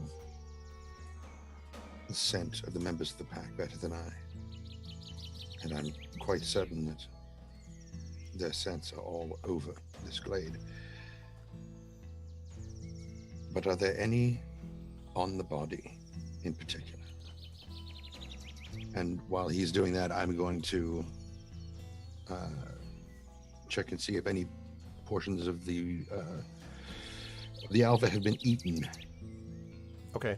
I didn't follow, just quickly, Dino, that they know that it does speak. It does speak. He didn't say anything different, but the body is not necessarily going to move. Maybe the mouth might move, I guess. Yeah, as long as it has a mouth, it can speak, but yeah, the mouth is probably going to move, yes. Although I could pull the cat's paw from Star Trek, where you just hear like Captain Kirk. It's also actually see the mouth move. HDM does it a little bit differently, so Yeah. it's one of those things where I would have DM its jaws discretion. moving very, but I mean, its eyes are not going to move. It's not going to be like, look at you. Da-da. It's not going to be Thriller type of thing. However, yes, the mouth would certainly move. Now moving back This to was the whole reason I asked. Yeah. So yeah. Yeah. So I'm sorry, Trent. I missed the first part of your question. I saw the thing about eating, but what did you ask me about? Like what you were asking? ask Roker if the scent of the pack is probably all over this place. Yes. But my question was since he has been around the pack more than I have, Right. he knows their scents better, and if there was any stronger scent of any individuals, I mean, probably his mate, but Right. any of the other members of the pack scent were stronger on the body. He says, well, I would have to. He kind of thinks it's possible there were more scents than just Silverpaws, but the problem is they were confused, and I had no time to determine them before the wolves themselves appeared. I was only at his body for a second or two before they arrived. I wish I could remember more, but it was more than Silverpaw, that is for certain.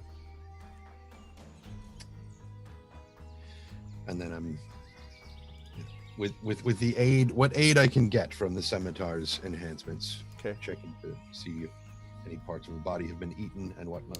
Yes. The answer is there are definitely parts of the body that were eaten. The heart, for one thing. The other parts of the body, there were things that were chewed on, like the liver, possibly the stomach. But and a lot of the internal organs look to be sort of destroyed or damaged.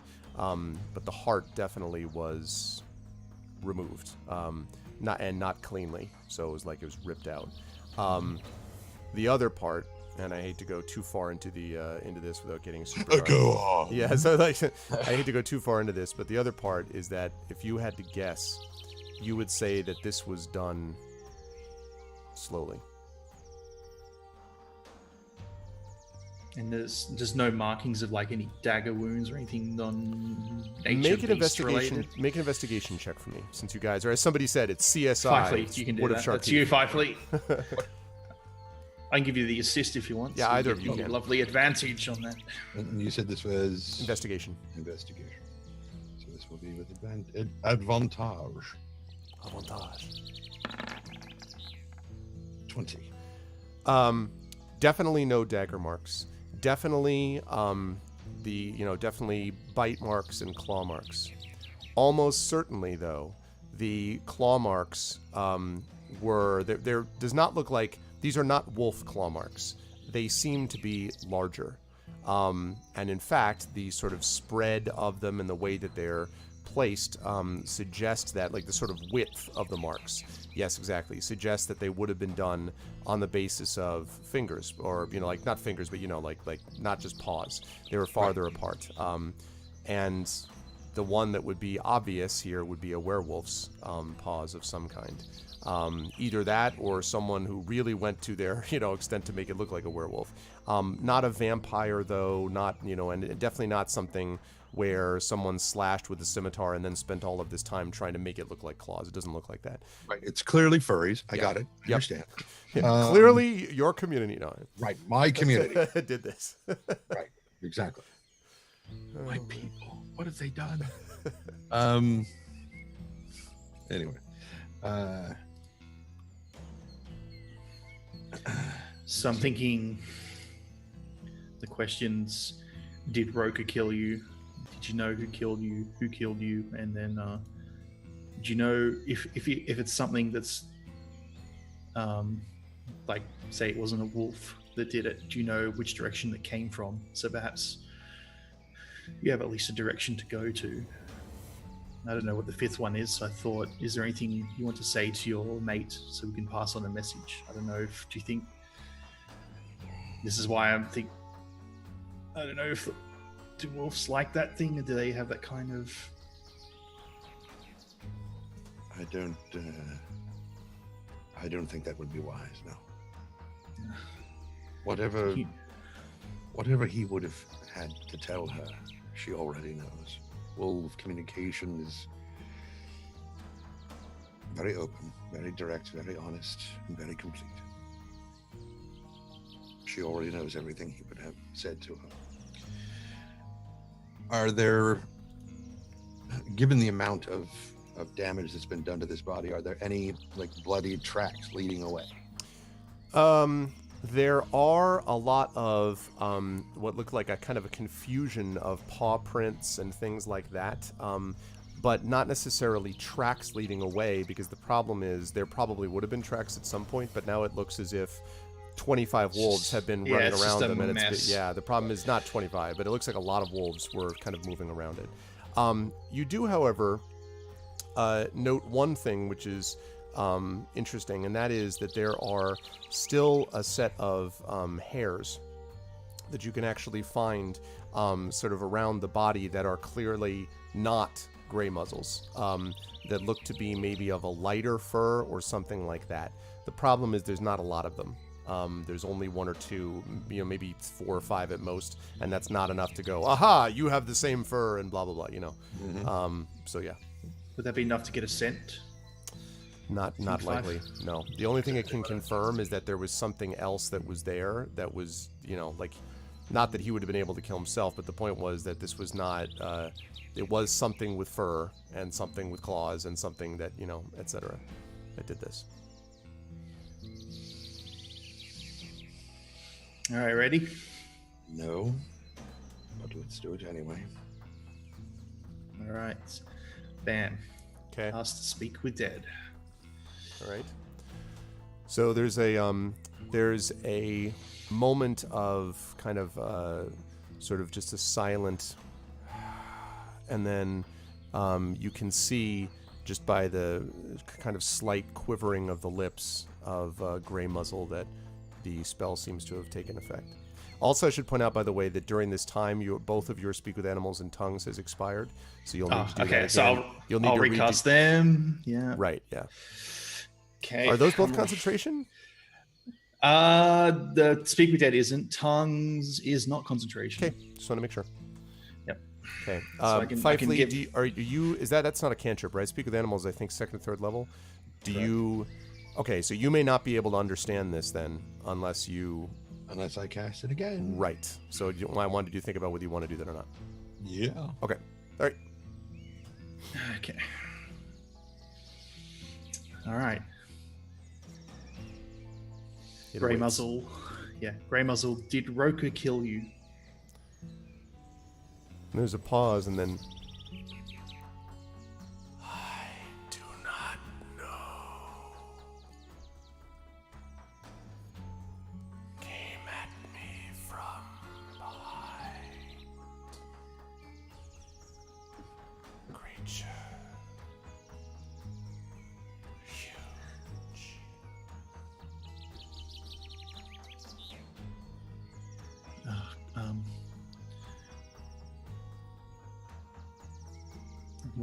Is this creature that attacked you native to this forest?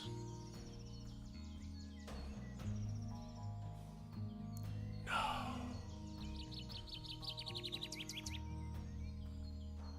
Smell was different. Can you describe the smell?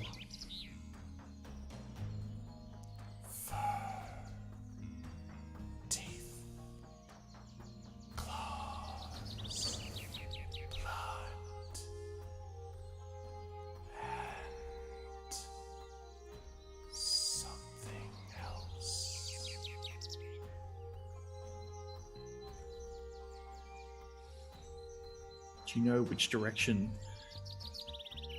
the creature came from? I faced north, looking at the moon. It came from behind, perhaps the south then.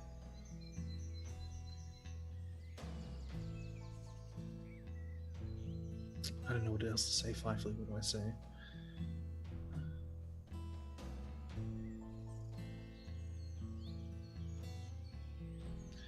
Any ideas? Too many.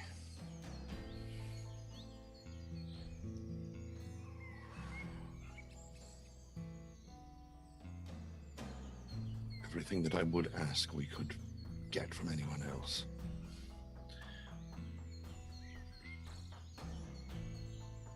So, the creature that killed you was not part of your pack. I do not know. Some That's it. of the pack comes from outside. Exactly as I thought. That's it. Go the distance. No, it doesn't. If you build it. Okay, there you know. Okay, and its last breath, sort of, and then that's it. It stops.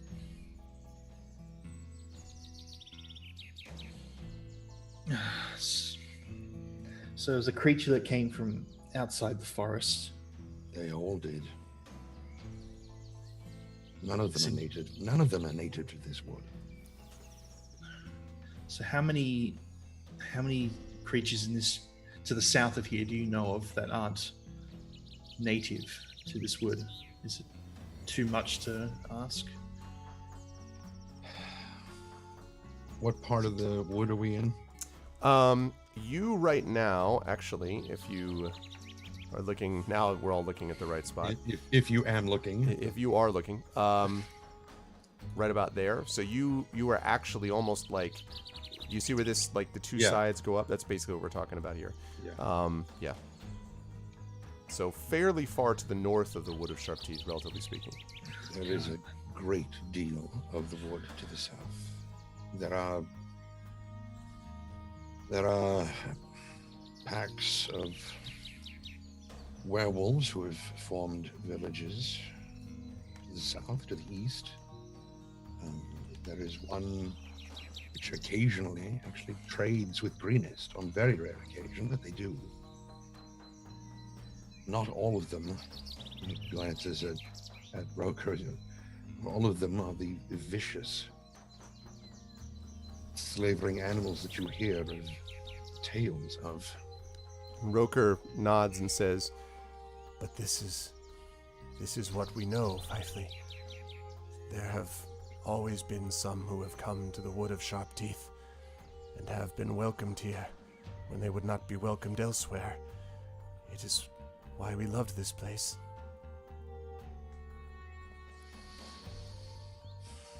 And he shakes his head and, I should have known. Eventually, someday, this would catch up to me. This? And he says, "What I am, who I must be, none or few," he kind of looks at you, his expression softens, "few trust me, and those that do only know me well enough to tolerate my presence. There might be others here like me, but they will not let themselves be seen. Even if something else did do this, how will we find them?" It may be a bit more difficult than you think.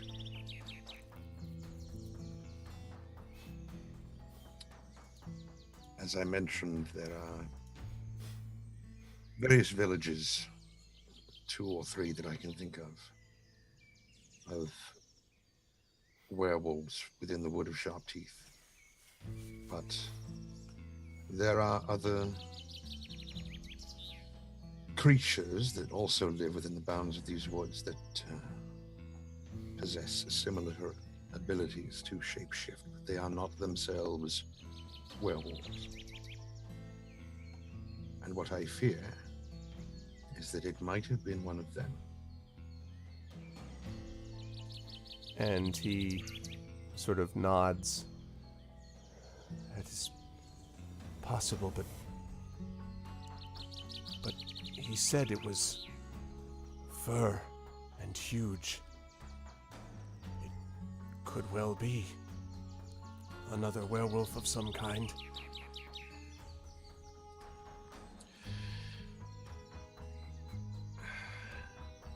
You notice, by the way, Silverpaw's starting to pad back over. It is my Then- suspicion. Sorry, no, you keep going. I was going to say, and this is loud enough for her to hear when Okay. she starts patting back over. There is another type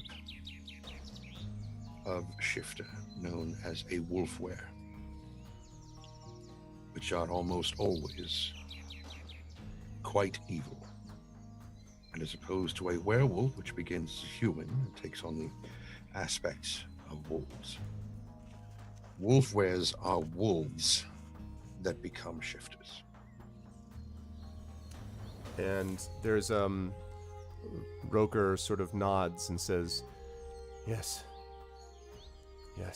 I have seen these before, and they are evil. But I would not have thought we could have let them slip back into our wood unannounced, undiscovered.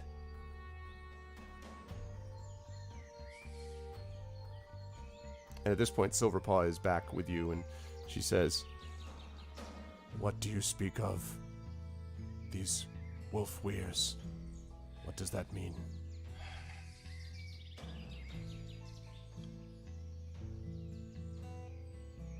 A wolf wear is a creature, originally a wolf, who either through infection or inheritance gains the ability to take on a more humanoid form. But they are inherently evil. It would not be impossible for one of them to potentially, and this is no mark against you, infiltrate your pack, as it were, what's the word I'm looking for? I had it moments ago. I had the word. Was it cloak? Was it Shrouded? No, it wasn't shrouded. It was fleeced. No, wasn't it was something to do with wool, I think. But anyway, Shorn? no, it was something, a word like cloaked, but having to do with wool. That's why I thought fleeced, but fleeced is different. Never mind. Very well camouflaged. We'll go with that.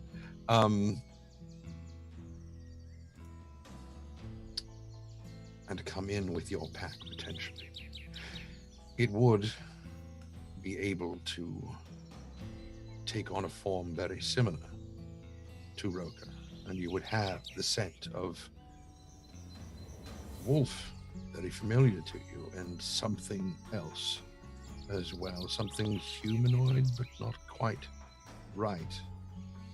And it would be easy to disguise such a thing here, where your pack is commonplace. Your scent is everywhere, all over this glade, and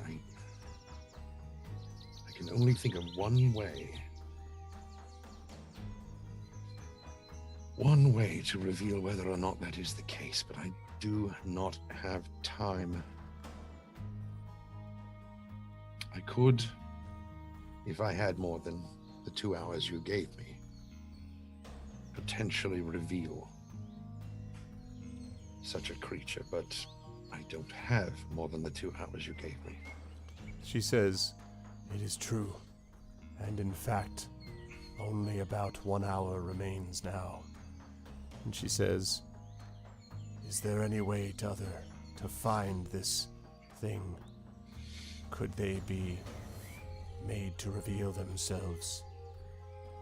Oh, I might have an idea. That is exactly what I was referring to, actually. I could do it. The spell is not ready. I think first thing I'm going to do is cast Detect Magic. Just want to see if there's any kind of magical trace around. Okay.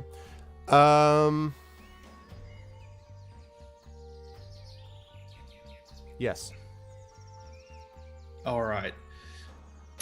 It's as if someone just cast a Speak with Dead. No, I'm just kidding. I'm totally joking. Yeah, there is something. To the south? Does it look like it's coming in the south direction? It's too faint to be able to determine that at this point. All right. It feels like it's been a little while, though. Like maybe when this was first killed. Fifely, you're lucky. Bam. What? Cast that on you. Okay.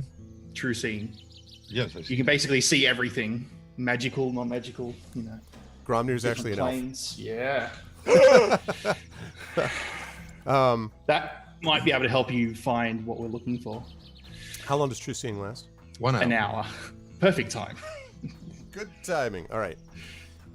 She says, what is this that you have done?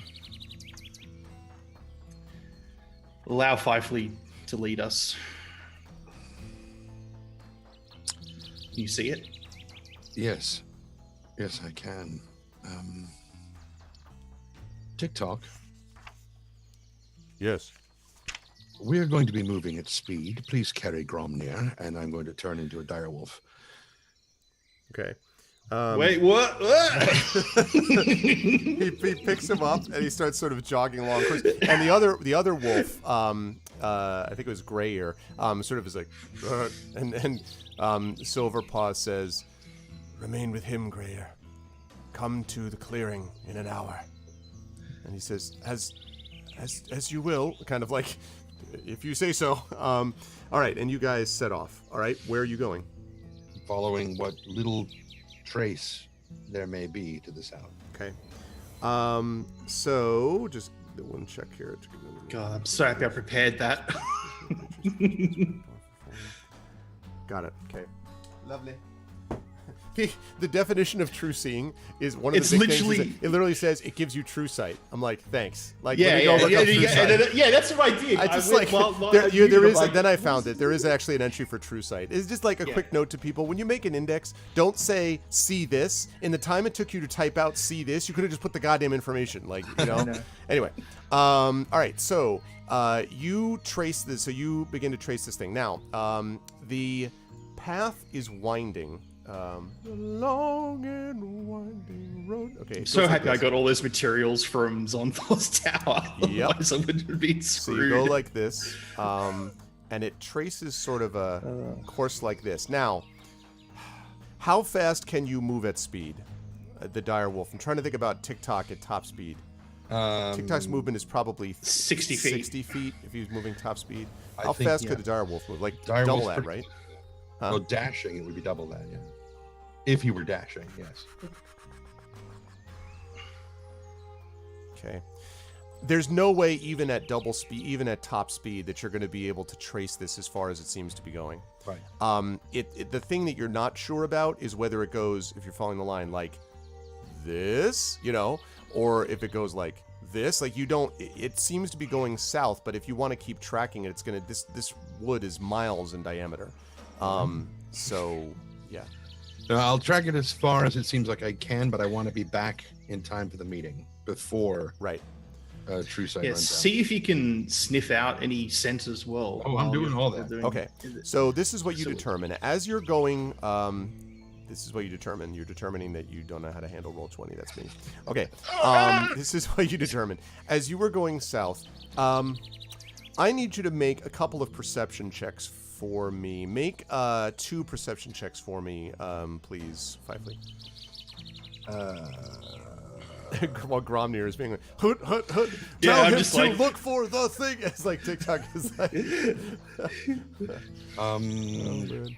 Can you? I wonder if TikTok's like carrying me like a baby, or if he's got me over the shoulder. Or I assumed he was something. holding you like a baby, like, oh. Yeah, yeah. Can I watch? Character sheet from the compendium. Yes. Because its perception is different than mine on my sheet. Monsters, find me. Oh God, find me, not that. Find me. Direwolf, it has advantage on hearing or smell. If that's what you're using. Advantage on wisdom checks that rely on hearing and smell. Yep, it has a +3 perception. +3 plus. Yep, wisdom. that's right. Plus 3 perception, and it is at advantage. So for yeah, these things. yeah, it's +3 and +1 for the wisdom modifier. Yeah, and I'm actually looking to see. So you're going to do 2 of these checks. One of these checks is at advantage because it is relying on one of these other senses, and the other one is not because it relies on sight. But both of them are a +3. It's just one of them's at advantage, one of them isn't. It doesn't matter which one. I was going to say it doesn't matter which No, it because I doesn't got +4 Yeah. on everything. So, For Fifely, if you need to go on ahead, we'll catch up. I'm sure one of these other wolves can there's one of them, keep track of which us. was not great. Okay. And here is the second one, which is not at advantage. Okay.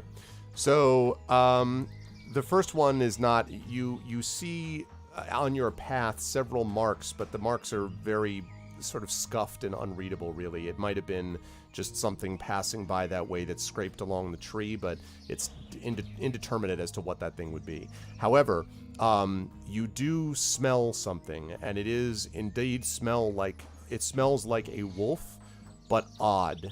Not like the normal sort of wolf smell. The scent is curiously mixed somehow, is the way that I would describe it. Well, that's good because I missed every single part of that description because my internet crapped out. Oh, okay. So that's okay. So what I said was the first part was that there were some odd kind of scratches and marks, but there's nothing determinate that you can get from those. They were just too scuffed up or whatever.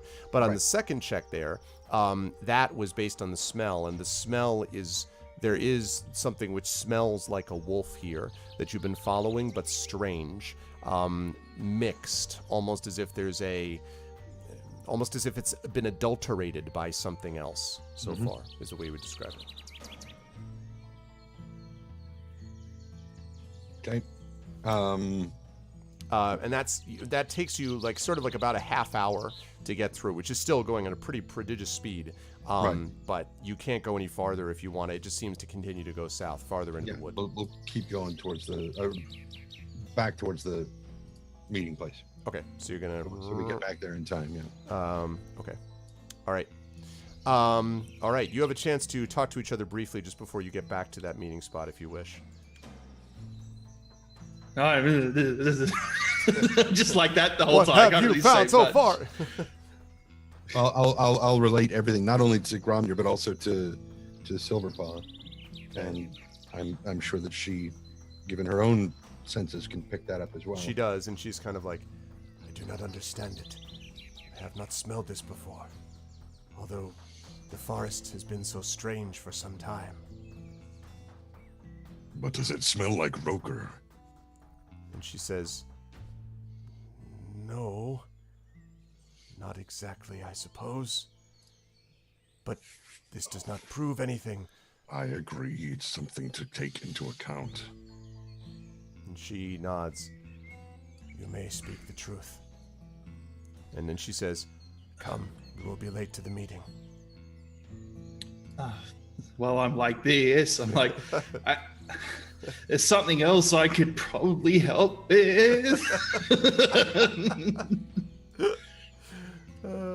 I won't do that over and over because that's just too annoying for me. Right. But if I could have that piece of fur that you found on him, I may be able to discern the exact location of where it is. I'm going to assume that that was something which was given to you to carry because I doubt that Fifely wanted to deal with it in direwolf form. But Well, I can't really do it because I need to have the orb out and all that. And if I'm being carried by TikTok, it's a very delicate orb. You can't be like, okay, it's like this, and you're holding both. Oh man. Okay. But I could describe if when we get there, I could cast the spell. So if you want to wait until we get there. Okay, and she says, To the meeting point. she says to you, you will. I assume you said that loud enough for her to hear it, right? Yeah. Okay. I know that Trent is gone. He'll be back in a second. So that's okay. Trent will be back. Trent will be back. Don't worry, he'll be back soon. He'll be back soon. Okay. So as you were heading along, she says, Silverpaw says to you as you're tracing along. There we go. He's back. What I heard last was, I'm going to assume. Yeah. What I said was, I'm going to assume that Fifely would have given the fur to Gromnir to hold while he was in direwolf form, basically. Is that more or less true? Yeah, I mean, even if I had kept it with me, it would have just merged into the form and been there when I came out. That's true. But I mean, like, the point was I figured you want to I didn't know how long you wanted to stay as direwolf, so I figured that you were going to give it to Gromnir for the moment. Yeah. Okay. Yeah. Either way, so Silverpaw says to you, Grom, you will have to do this ritual during the course of the judgment, for we do not have time now to stop. That's okay. The rest of it is pretty uneventful. By the time it's probably about 3 or so in the afternoon, maybe 4, when, because you can see the sun has begun to sink down in the sky, but not below the horizon or anything. When you are back at the clearing, the high clearing, as I mentioned. And when you enter the clearing, you see that some of the other wolves have already arrived. As you're coming into the center and slowing to a stop, other wolves now enter as well. And eventually the whole pack is sitting there, including Greyear, who apparently has come as he was ordered from guarding Grey Muzzle. And they all sort of look at you, Fifely, very curiously. Like, as you come in, they're kind of like, you know, sniffing. And Silverpaw says, "This is the druid. He has returned, as was agreed." And all of them, you know, sort of like look to each other and nod. And Roker says, sort of looks to you and says, "Do you think this will be all right?"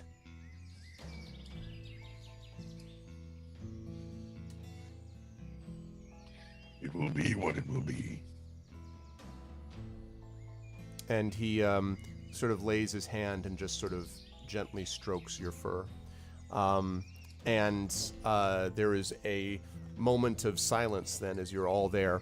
Grom, once TikTok puts you down, as you feel like bruised and battered and all that, like kind of like, do you immediately get started on working on whatever this is? Like the scrying. I use the body part, the little lock of hair. 10 minutes to prepare it?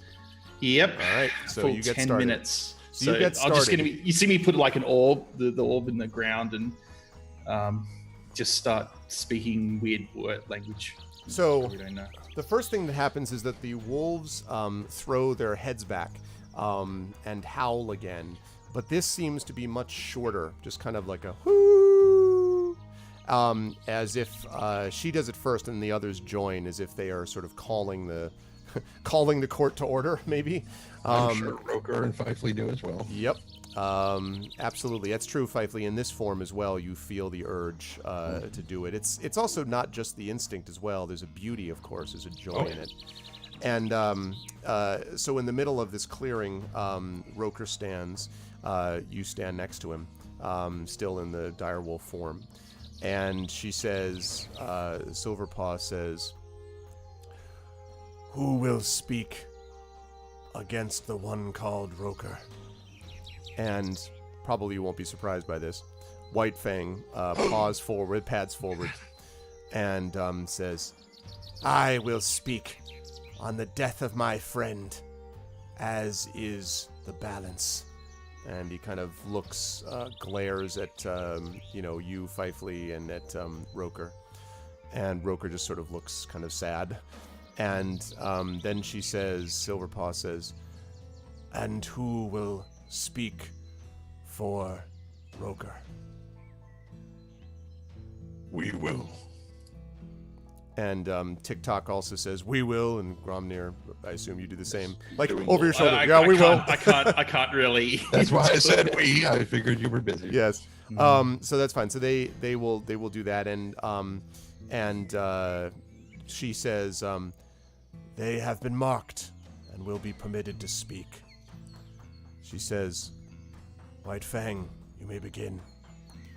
White Fang steps forward and circles around Roker and says, "First, it must be understood that what we are dealing with here are not wolves, but things that are other. Not members of the pack, but those whom we have tolerated. All here know what the others have done to us. How our places of homes have been reduced, our woods cut down, our trees burned to the ground, our cubs taken away, killed, stabbed, used for their fur, eaten for their meat. None of these facts are in dispute.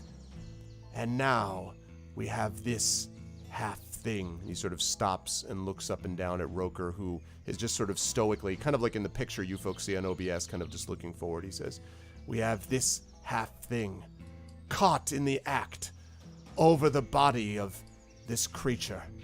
And here we come, through the clearing, seeing it there with his claws in the blood of Grey Muzzle. And we are to believe this half-man and his friends," and he looks at, you, Grom, not paying attention, and TikTok, who kind of, stands there, and looks at Fifely, I don't know what Fifely does, but still looking at you. Oh, Fifely's just got this sort of coy little smile of, yeah, go ahead. Yeah, exactly. Go ahead. I've got your ass. You go ahead and keep talking. So he says, "This creature, these creatures, speak for him. They do not know him, except for this one that claims he is his mate. And yet we are supposed to believe that they know him well enough to believe he would not have committed this murder. I say that we believe our eyes, our ears, we believe our noses. We have smelled death. We have smelled it on this creature. And we know that death follows him like his curse. There is one creature, and one creature alone, that could have killed Grey Muzzle in this way. We have him before us. The judgment must and will be passed. It is the law of our pack. It is the law of balance. It will maintain our safety, and it will give Grey Muzzle the rest he deserves." And he lowers his head, and he steps away, and you can hear a kind of general murmuring of approval. You have to admit that White Fang seems to have the gift of speaking. The others seem to be more or less in agreement. Silverpaw remains impassive, and she says, "Very well. And you," and she looks at you, Fifely, and TikTok, and Grom, although again, Grom, you're not paying attention. "You who would speak for Roker, what would you say? How would you answer these charges?" And Roker kind of looks up at you, Fifely. And Fifely kind of glances over at TikTok to see if he wants to speak at all. Roker says, be surprised if he doesn't, but well, he does. Roker does, actually, he does. I said TikTok. Oh, I'm sorry, TikTok. I beg your pardon, I thought you said Roker. I may have Okay, TikTok says, he does say, "I stand by my friend. Fifely is honorable and has shown great wisdom and care. He fights a great evil. He would not serve it willingly. You know his nature. You have smelled it. You should believe him as I do." The wolves don't say anything. They kind of sort of, glance at each other like, got a point. It's fair call. No, they don't say that, but they kind of glance at each other but don't say anything else. And now I kind of glance at Roker. And Roker says, I am innocent. I can say nothing but that. And White Fang sort of says to Silverpaw, I beg leave for one reminder. And Silverpaw says, yes. And he says, you are aware that if one speaks in favor of the condemned and is proven to be in league with him, the doom of the condemned falls also on he who speaks for him. And they kind of look at you, and the wolves kind of murmur assent, kind of growling. And Silverpaw turns back to you, Fifely, and says, he speaks what is the law. If he is found guilty, and it is decided that you have attempted to free a guilty man, or guilty creature, you will pay the price that he pays as well. And Roker says, no, I will not allow that. He is not responsible for any of this. I will not allow it. Then pass your judgment on me alone. And he sort of, and she impassively just looks at you, Fifely. Agreed. And Roker says, kind of grabs you and says, no, this is not how this must end. No. It doesn't end here. And he kind of, you can, like, you can feel his hand gripping your fur, like just, you know, like almost digging into you, like, and then he kind of just turns away and kind of lowers his head, seems defeated, basically. And Silverpaw says, oh, go ahead if you want to say something. I'm sorry. Yeah. Oh, yeah. No, go ahead, say something. So I want to make sure, I wasn't sure, sorry. Roker, you would not see me hurt, would you? No. I would die first. You know that. And what hurt do you think I would suffer to live the rest of my life without you at my side? And Roker sort of, his jaws work, but nothing comes. You know, no words come. Exactly. And he turns back to Silverpaw.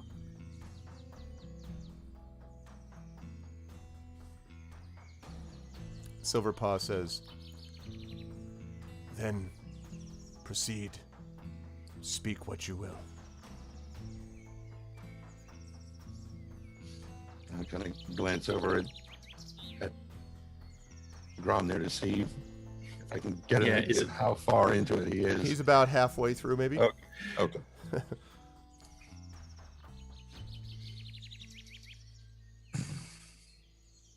Your pack was welcomed by Roker in the Wood of Sharp Teeth. And no doubt you have met a few of the other of his kind who live within these woods. But not all of you are originally from this pack. And so I put forth an alternative idea that it was in fact, And I look right at White Fang. It's just got an absolutely stupid name. It's like a name that somebody would put on a movie. that one of you might have done this. And there's a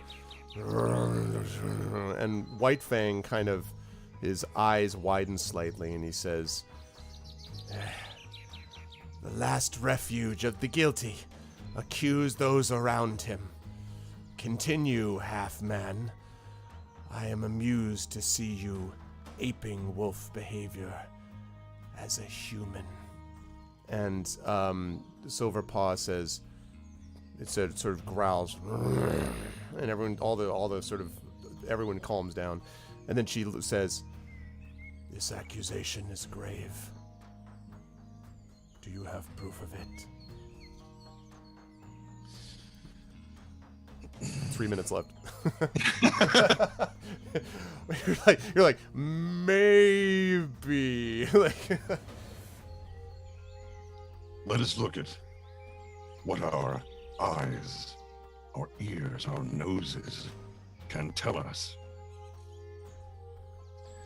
For I may be originally human, and through the auspices of nature been granted druidic abilities to take on this, what I consider truly a blessed form, to see and experience the world as does a wolf or any number of other creatures that I may assume the shape of. Is a wolf my true nature? No. But it is one that I adopt because it is something that I love very dearly, very deeply. And I can tell you with absolute certainty that my nose, just as many of you, and looking over at Silverpaw while I say this, those of you who were at the site of Grey Muzzle's murder, and put that word out there very solidly, that the scents that we took in there were of this pack, and yet not quite. Something different, something altered. And on our way, and he looks over at Silverpaw again, back to this meeting,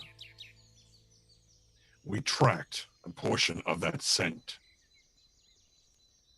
And she, who is your alpha herself, noted that the scent was not that of Roker. And then you hear this like this growling goes up around the, and White Fang is kind of like, what? This must be a lie. And Silverpaw, you accuse your alpha of lies? And Silverpaw sort of says, peace. And growls to exactly, and growls to White Fang and says, I smelled what he says. And White Fang kind of lowers his head and kind of under, like, sort of below his breath, like, kind of BS is this type of thing. Exactly, Phoenix Wolf, attorney at law. Exactly. Objection. Hold it. Shut up.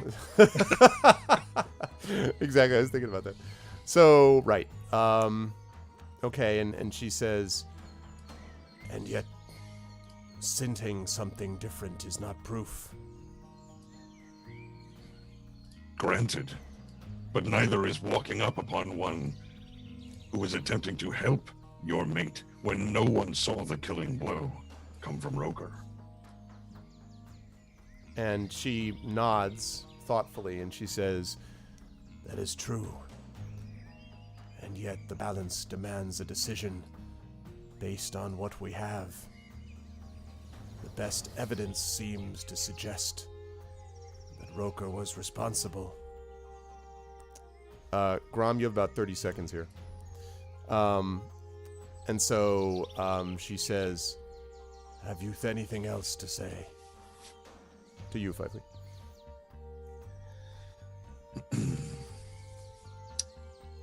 That's a great question. And I'm going to answer it in 20 seconds. Right. Whatever the wolf equivalent of is which is probably what Malamutes do whenever you hear them. Yeah, exactly. They're like, what? And White Fang says, enough. They delay. And Silverpaw says, the judgment must be passed, Fifey. All right, Grom. All right. Scrying using the piece of hair. Describe for the fine people what scrying does. So, for the duration, you get to have a magical sensor that is 10 feet from the target. They have to make a saving throw to resist this, and they get modifiers based on information that I know of them, or if I have body parts. For example, they get a +5 because I don't know them, but I get a -10 to that, to their save because I have a piece of their fur. So it has a -5 to its save of wisdom. Okay, let us see where they make it. Should Fifely quickly reconnect just to fix his while we're doing this? To fix his audio? Yeah. Sure, I guess. Is something wrong with my audio? Oh yeah, your audio has been crackly for a while. I just didn't want to say anything because you weren't. Yeah, just a frozen, so- tad, just a tad. Okay. It actually helped a bit with the voice. That's what everybody said in chat. Yeah. Okay, so go ahead and do But that. do you want to reconnect and just fix that, or do you want to? Yeah. So it does it gets a save if it fails. Yeah, I'm looking. What's the DC? My DC is 16. Okay, so what happens on succeeding and failing?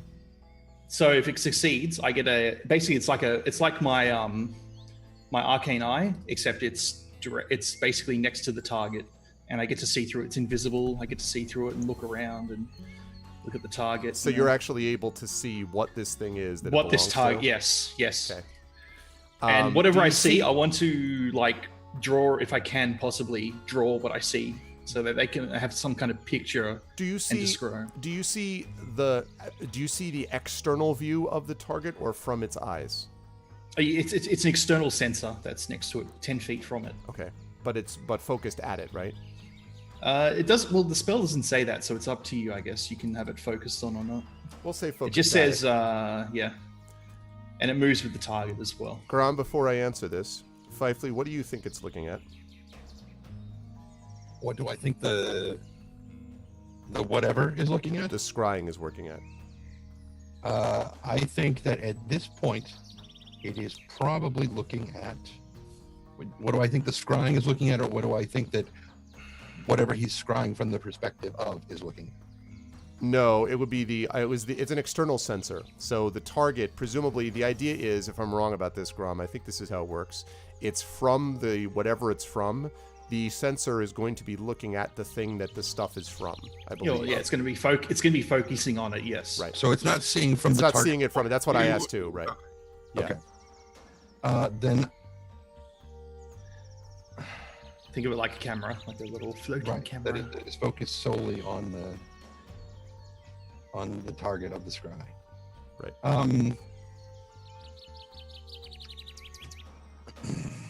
Well, I'm going to go with my initial instinct. I think it's looking at Whitefang. You have pretty good instincts, Trent. The picture shows White Fang's face. And you can see White Fang, who's sort of still looking at... What is this? What is this magic? Why is this allowed here? Now, of course, no one can see through this but you. Yeah. I am currently looking at the killer. And there's a great... And Silverpaw, who has been sort of kind of like tilts her head, her eyes widen. Who? It's White Fang. And there's a great what? And he kind of staggers back a step, and he says, how could you accuse me? Always the guilty accusing the innocent. That is what I said. And Silverpaw kind of looks over at him and then looks back at you, Grom. How do you know? Using this, and I show them the bit of fur, I'm able to use magic to discern who is the owner of this fur. And we are What expected to creature believe this this lying dwarf? And Silverpaw says, this lying dwarf has the mark. On the other hand, and she looks over at White Fang. On the other hand, you did not wish to receive the mark, as I recall. You took it eventually. And he says, that is not true. I was marked by my previous pack. You know this. And Silverpaw looks back at you, Grom, and Roker sort of tilts his head as well and says, so, it is true. And the wolves at this point have almost kind of gathered slightly, making a little bit of a circle almost around White Fang. And White Fang says, you can prove nothing. Nothing. You can prove nothing at all. Would you care to make a wager on that? And he looks back. I need speak nothing to you, half-thing. There is no way to prove of what I have done or what you have done. He is the guilty one, and he looks up at Roker. I don't need to prove what you've done. Simply what you are. And White Fang kind of looks around. And Silverpaw says, what do you propose? You give me 8 hours to prepare. I will show you exactly what his true skin is. And White Fang says, further delay? The judgment was to be passed now. And Silverpaw says, nature, however, may have shown a different course. I see no concerns with a delay if justice is the result. And White Fang sort of steps back. His ears are kind of back against his head, looks back and forth, and finally he says, you fools! You fools! You would allow this creature to enter your midst? You would have him order you around like dogs on a leash? And Silverpaw says, and how would you know of dogs and leashes? I wonder, White Fang. And White Fang kind of, and finally he looks around and then darts, basically just books it straight ahead. Now, Fifely, he's going to run past you, trying to get past, because that's where the fewest wolves are. Not at you, past you and Roker. What do you want to do, if anything? As Matt Mercer would say, he can certainly try. How would you like to prevent him from trying? Or from succeeding in his trying? Well, this is just too beautiful. Do it. I think I know what you want to do. Since Fifely is in direwolf form and has taken the mark, and by Silverpaw's own statement, we are of the pack for right now. Right. That means that I have pack tactics on any wolf. There ain't no way I'm dropping this form. And I am absolutely going to take his paws out from underneath him. Okay. Let's have you roll an attack then. I'm not going to have you make initiative here. Let's have you roll an attack. Judging by what Echo Alpha's saying. Yeah, you still have sound problems, but don't worry about it. We've only got about another 15-20 minutes anyway, so it's better than not having you, believe me. It fits the wolf form voice. Right. So, yeah. Yeah, so just do that for the rest of it. Yeah, exactly. Okay. For the rest of the session and all the previous ones. Like 8 hours. All right, sounds good. I don't need a voice. I'm not a professional actor, so. Okay, so go ahead and make an attack then on him as he bolts by. You can get the pack tactics benefit, however. I don't have... Sorry, go. I was going to say I need the direwolf attack, the direwolf sheet. There we go. I can tell it to you if you want. All right, Okay. direwolf sheet. So your attack is +5. Normal +5. Let me just make sure. Yeah, +5, and then pack tactics advantage. So yeah, so +5 at advantage. Okay, so D20 plus 5. That would be an advantage, which would be this. Natural 20. Oh! And that's why advantage matters. All right, Yes. so you just I'm not gonna do the Matt Mercer, although I was very tempted to go, how do you want to do this? Yeah. You're not obviously killing him, but you're taking his legs out. How are you doing that?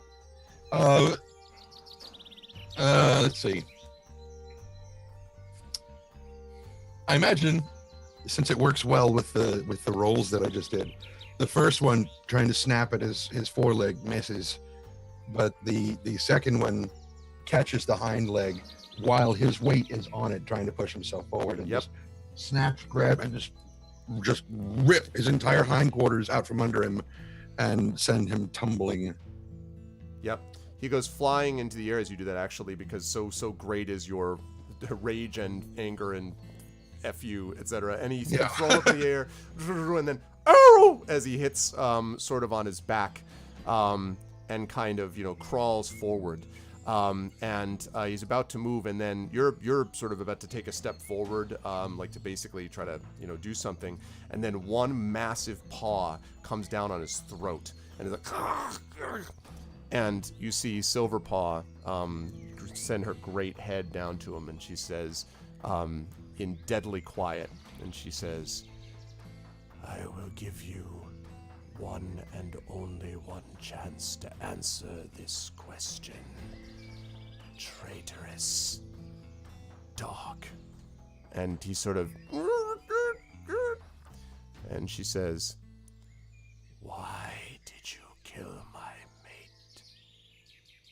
And he's, "It's good, good." And she like lifts her paw up just enough so he can be like, "Hurt. There was nothing I could do." "Why? There's human wizard. What wizard? Name?" And she kind of pushes like, and he's like, Aspergillus. And she kind of looks up at you. "Do you know what scum this one speaks of?" I have had the great misfortune of meeting him, yes. And she's like, "Will there be a chance for a reckoning with him?" Were I to have my way, it would be days a-killing. And she nods. Me first, though. I want him first. And TikTok says, "Agreed." And she looks back down, and she says, "What did he promise you?" "Threaten my life." "And it was your job, your sacred oath, to tell the pack, and to die for the pack if that was what was needed.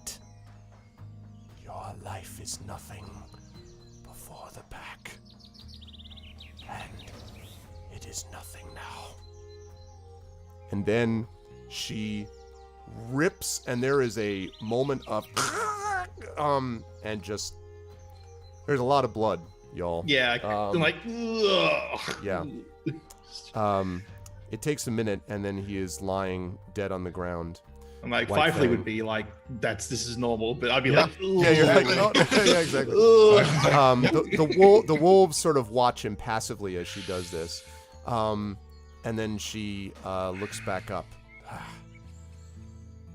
and she nods, and she says, "Justice has been done." And I should mention, as he's lying there dead, you see him kind of shifting oddly so that he becomes sort of essentially the head of a wolf and then the body of a man, some kind of strange mixture again. And the wolves around kind of take a step back, kind of growl in their throats, look at each other, and Silverpaw looks down and back up and nods and says, "Balance has been restored, and it appears that you have been wrongly accused." And she says to Roker, "We beg your forgiveness. If there is something we may do to be of aid, we pledge it." And Roker says, and then he turns around to you, Fifely, and then he basically grabs you around the torso, like huge hug, more or less, practically knocking you over. Fine with that. And practically knocking you over. And after a moment, he sobs, however. And after a moment, he kind of brushes the wet fur that, from his tears, and looks up. He says, I have nothing else except your word that you will believe my true devotion to this forest and the living creatures within it." And Silverpaw nods and says, "We will not question it. As for you," and she says to TikTok, Gromnir, and Fifely, "I declare you permanent members of our pack. And if there is anything that the pack of gray furs may provide for you in this battle to come, we will do what we may. We will strike from the shadows. We will strike with anger. And we will tear the throats from our enemies as they die in their own blood. And they all sort of bow, and the wolves sort of bow to you, and one by one they depart. And the last wolf, of course, is Silverpaw. And she looks up and says to you, "You may make the decision you will, but I would ask if there is a way to communicate with us. Let us know before the battle begins. The battle to save this world of yours, which is our world as well. We will help if we can. Thank you. The spirit of Grey Muzzle now runs in peace, as I hope do you." And Roker sort of nods, and she lowers her head and turns and departs. And before you can say anything to Roker, Fifely, you hear kind of in your head again, "Well done, Druid. You have solved the problem that you came to face. I trust now you will move forward with no further distraction. Take this as a mark of our goodwill."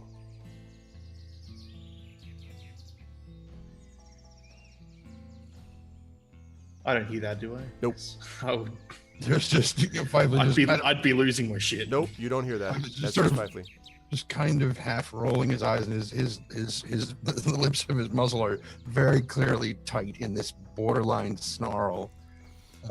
Just And then as you see in front of you at the edge of the clearing, one of the trees, opens up again, and you can see through it what looks like possibly a darkened city street. But you actually see in front of it what looks like the familiar site of the inn in which you've been staying in Waterdeep. From it, you hear the sound of city life, people talking, chattering. what day is it? Well, I don't remember. It is the day, it's the night, basically the afternoon before the council meeting, if that's what you mean. No, I mean according to the calendar. It is a Tuesday. No, you know which day I'm talking about. Oh, yes. I'm sorry, yes. It is. Do you want me to say? Yes, please. It is... It's not... It's yours, not his, right? Your day, Mine. not his Yes, day? yes, mine. Yeah. It is your birthday, Fifely, today. And Roker, as you're sort of looking at the portal, and he can see it too, and looks back at you, and he says, "If you hadn't forgotten, my love, it is your birthday." Now, Grom, this is the first time you've heard this, of course. You're like, hey, and TikTok is like, "That is to be celebrated, is it not?" He sort of says. And Fifely shifts back to his normal human form, and he's like, "Not in a way that I would." And he kind of glances over at Roker and says, "I very much prefer. But I promised you that I would see you again before this day had passed. Unfortunately, it seems, has smiled upon me tenfold. Not only that I was able to keep my promise, but that I was able to save you on that same day." And Roker nods, and he says, "Fifely, I have had word of your parents, your missing mother. I believe I will be able to find them. In fact, with the help of this pack, I might be able to rescue her. It would do me great pleasure if I could do this, for you must fight to save all of us, my love. Let me do something here to be of help to you." As I recall, you do not have a great deal of experience beyond these woods. He nods. He says, "That is true. but I have experience of living with curses and overcoming them. You had faith in me when I was perhaps about to die. Have you no faith in me now that I know what I must do to live? I have more faith in you than any measure could possibly equal. I simply ask that you be careful beyond these woods.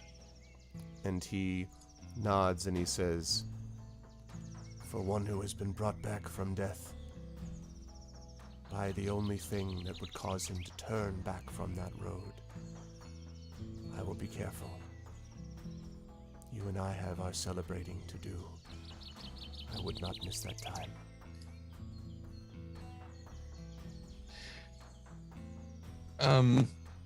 What was the movie? Orgasmo. The kiss at the end of that movie. That's very much what happens right now. Yeah. He leans into it. Oh, he fucking better if he knows what's good for him. He leans into it. And Grom and you and TikTok looks kind of like, okay, like this is well. He's like, well, I guess this is how this works. I guess that's celebrating. And then Roker turns to both you, finally releases you, and turns to you, Grom, and TikTok, and says, thank you. And please, keep him safe for me, won't you? I'd like to have him back, if it's all right. And TikTok says, certainly. Responds with that, and then he says to you, Gromnir, thank you for helping find the truth. That is my role in this world, I believe, is to uncover the truth. And he nods and he says, may more truth tellers be found in the battles to come. And he finally turns back to you, Fifely. Be careful, my love. I will meet you here when the moon is full. When I return, and kind of handling laying my hand on the pommel of the scimitar. After I return this, someday I shall return here, and I shall become the archdruid of these woods, and we shall guard it together. And he nods, and he sort of holds his hand up to your cheek one more time and says, I believe you. And he says, go with grace, Archdruid. And he bows, and then he turns and then lopes off. And the portal awaits.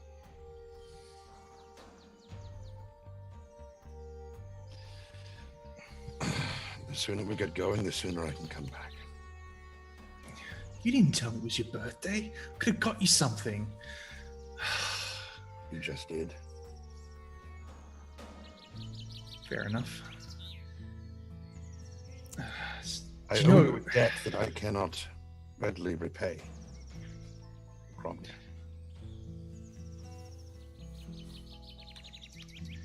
No, it's nothing. Don't worry.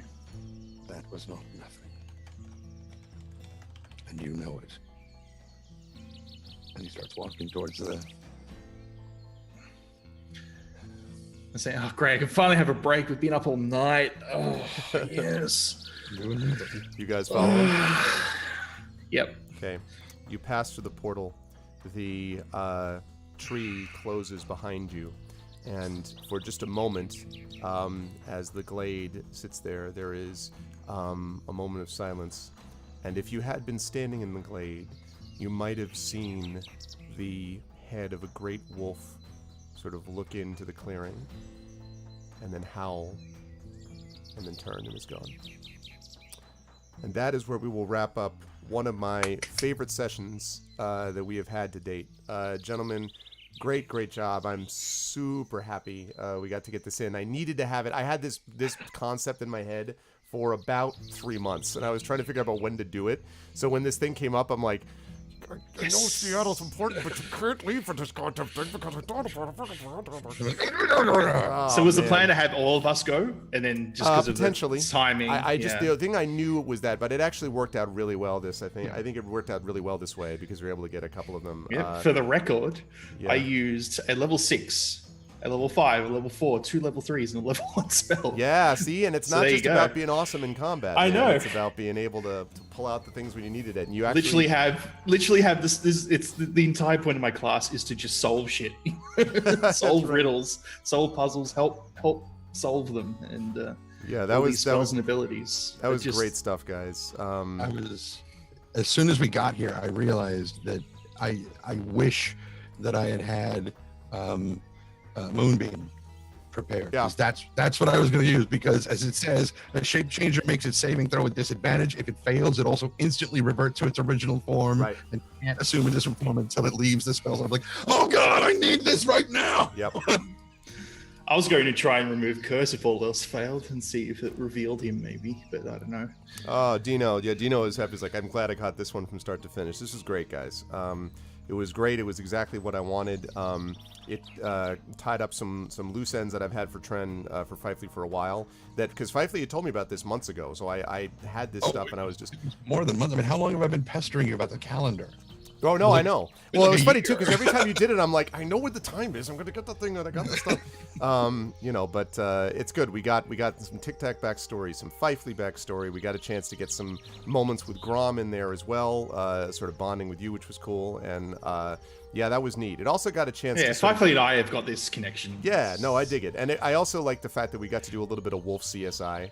Although I got to admit, it's funny when I'm like, all right, so I get to roleplay Wolves with Trendane. That should be fine. I'm sure that I don't have a inexperience disadvantage there. Like, it's really funny. And then he just puts on his wolf voice, and you're just like... I'm like, must speak in an even graveler more voice. Speak even... And then I've got to do multiple ones. So I'm like, I got to speak like Scar up here a little more. And then, but anyway... Imagine what it's like trying to do a Twilight, audiobook. Oh no! Don't imagine that. I can only imagine. But anyway, I'm really glad this worked out, and that's good. Everyone is back in Waterdeep, and we are going to be good for the next session. Of course, folks, is the council and the preparation for the final battle. And the last session, ArvCon, is of course the marathon battle against Tiamat herself, or maybe against the cult to keep her from showing up, but one way or the other. And I'm sure that at some point Ryubi's going to be like, Gromnir, you have something on your face. Yes. Yeah, make sure you note that. Got that mark. I do have this massive... You also note it for me because I want to make sure that I don't forget. But yeah, good stuff, guys. I really enjoyed this quite a bit. And the time worked out perfectly. So I'm going to start... Go ahead, Grom. One quick thing. Would we arrive before them? I had you arriving almost simultaneous. Why? Sorry, okay. No, I was just wondering. Yeah. Just wondering. Almost simultaneously. Okay. So, let us start with you, Saad. Great stuff today, Saad. You were on point with a lot of the spells. Yeah, the comedic, I guess the comedic... Yeah, the being carried by TikTok. That was great. I think I can help you. You can just imagine it like a 7-foot Warforged just carrying a... I was thinking Master Blaster for a while there, right? Like, yeah. It was good. But good stuff, man. I hope you enjoyed it. That was so fun. I love all that stuff. Yeah, I love using my abilities. It's more than just combat. I love doing less combat sometimes, and this is one of those times where I got to use literally all the spells that I like, that I think there needs to be more of use of them, I agree, and it was something which allowed to fit within your character. I also, just quick note, I loved, this happens so much in D&D. As somebody said, like, the clutch 20. How perfect was that? That, like, on the advantage, the freaking takeout is like, of course he got a natural 20. Of course he did. Like, I love it. Anyway, but Saad, it was great stuff. I'm glad you enjoyed it. Where will the folks find you next, sir? You'll see me on my channel streaming occasionally. Currently doing a little fun side playthrough of Assassin's Creed Liberation, which has been hilarious. We've had people just randomly floating into the sky and flying away. It's just it's the greatest thing ever. Yeah, liberated from gravity. So you'll also see me here for the next session, which will be hopefully next month. Oh, sorry, no, next week or two, something like that. We'll sort it out. I forget what I put there for that. And of course, ArvCon. ArvCon is going to be big, guys. They're gonna And be finally, you probably see me over on Aiken Enforcer 21's channel doing my own campaign that I'm doing. I'm a DM on. And yeah, they're heading on a long 4-week adventure, minimum 4 weeks, like up and back to destroy or find out why these villages are being burnt. And it's going to be interesting, hopefully. So check that out if you like a homebrew campaign of D&D. It's good stuff. You guys should definitely check that out. And actually the time that we're looking to hopefully do is going to be this coming Saturday. We might start, though, an hour later than normal to accommodate a couple of people coming in a little bit later, just because I'd like to be able to have people there for, the council, which is going to be a big deal. So hopefully we will see. I will tell you more about ArvCon in just a minute, Classic Core, but great stuff again today, Saad. Thank you. And you guys should definitely stop by and check out Saad's, I hope everyone in chat enjoyed Gromnir. I hope you enjoyed him.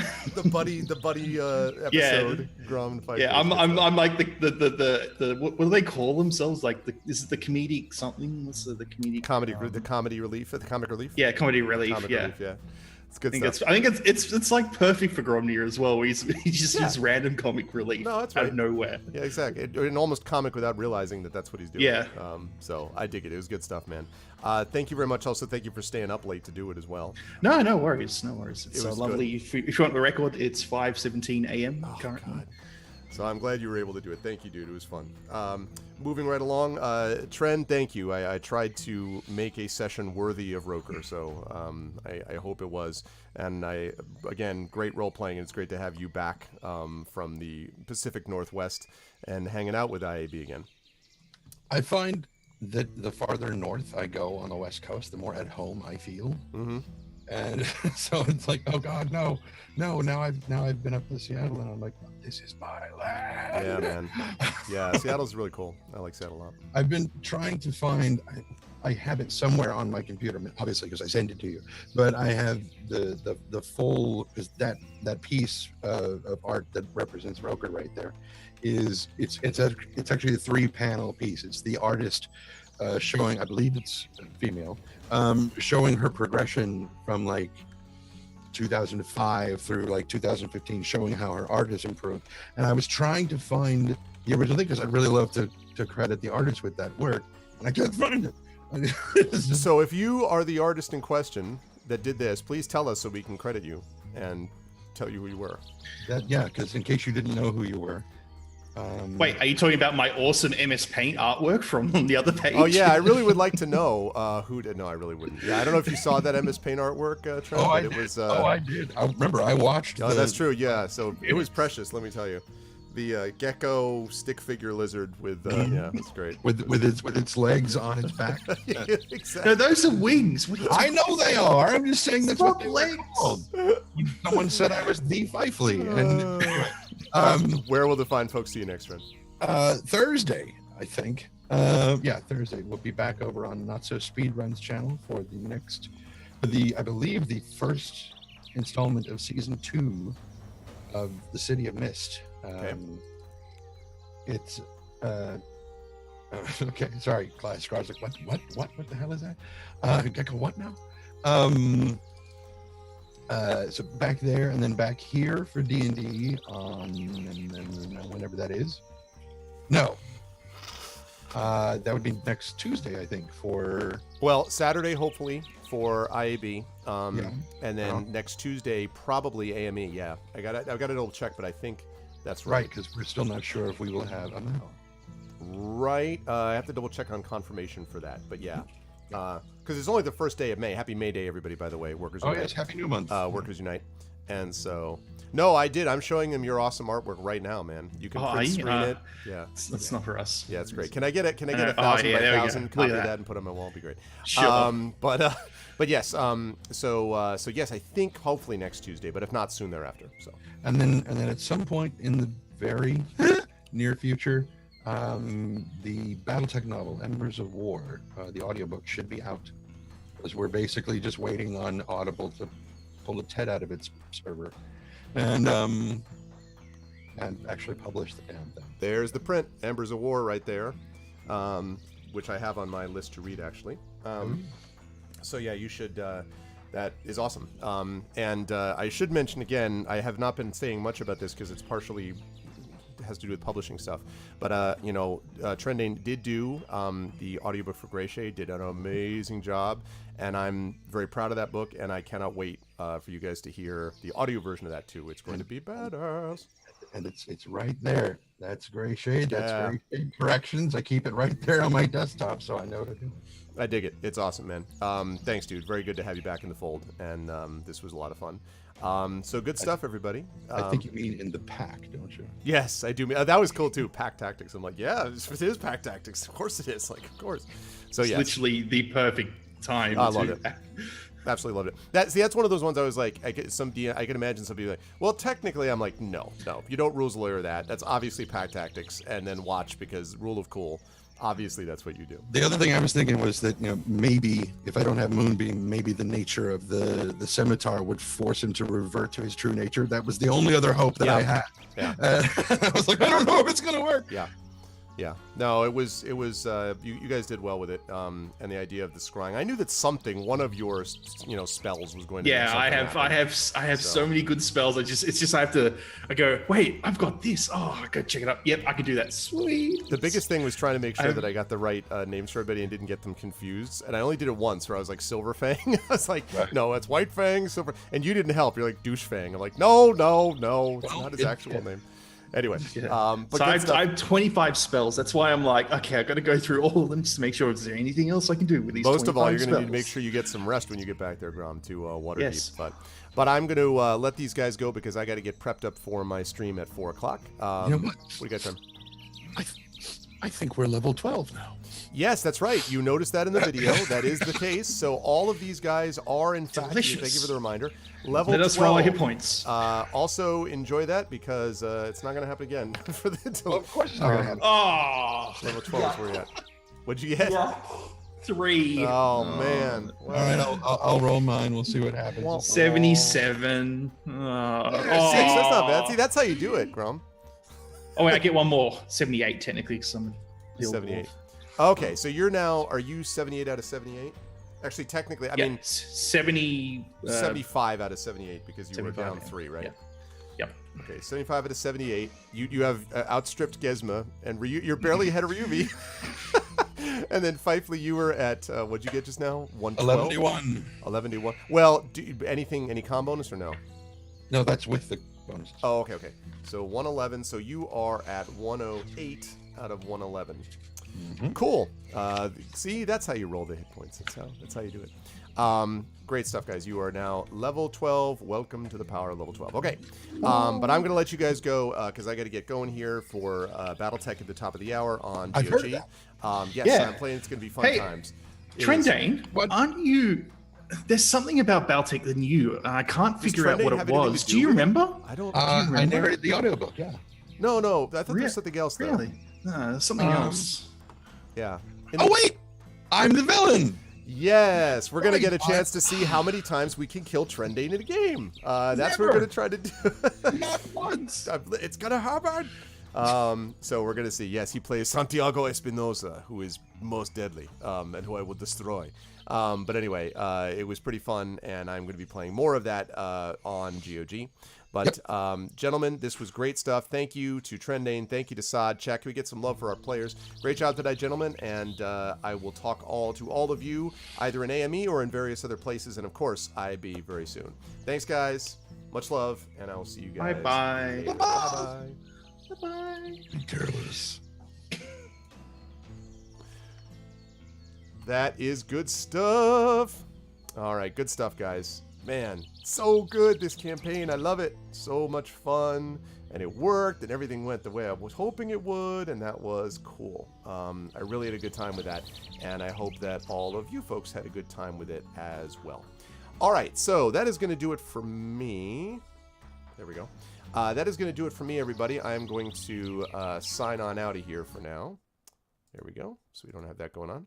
I'm going to sign on out of here, and I am going to start getting ready because, again, at the top of the hour, at 4 p.m. Eastern, I am going to be over at GOG.com, and I'm going to be playing some BattleTech. I have been doing a series of Divinity Original Sin 2, and I've been having a great time with that, and there's a part of me that, is like, does not necessarily want to stop playing that.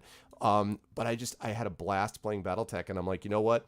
This is the thing that people are playing right now, and I feel like I want to do some more of it. So I'm going to be doing a series of it right now. I'll talk more about this over GOG.com, but basically I'm going to be playing through it. If there comes a point where I get sort of tired with it, then I'm going to hand it over to Mega Pieman PhD, who had been thinking also maybe about doing a series, but he's also doing another game right now, at which point I would return to Divinity Original Sin 2. So the series are going to keep going. We're going to keep doing things, but that quality is what we're looking at doing because that system is what we want to do, because as I said, I've got a lot of stuff that I had sort of on the docket, and I wanted to do that too, so it's going to be good times. Yeah, just the black t-shirt. Well, because I was wearing the purple over it, and it's getting hot now, man. It's getting hot in the big city.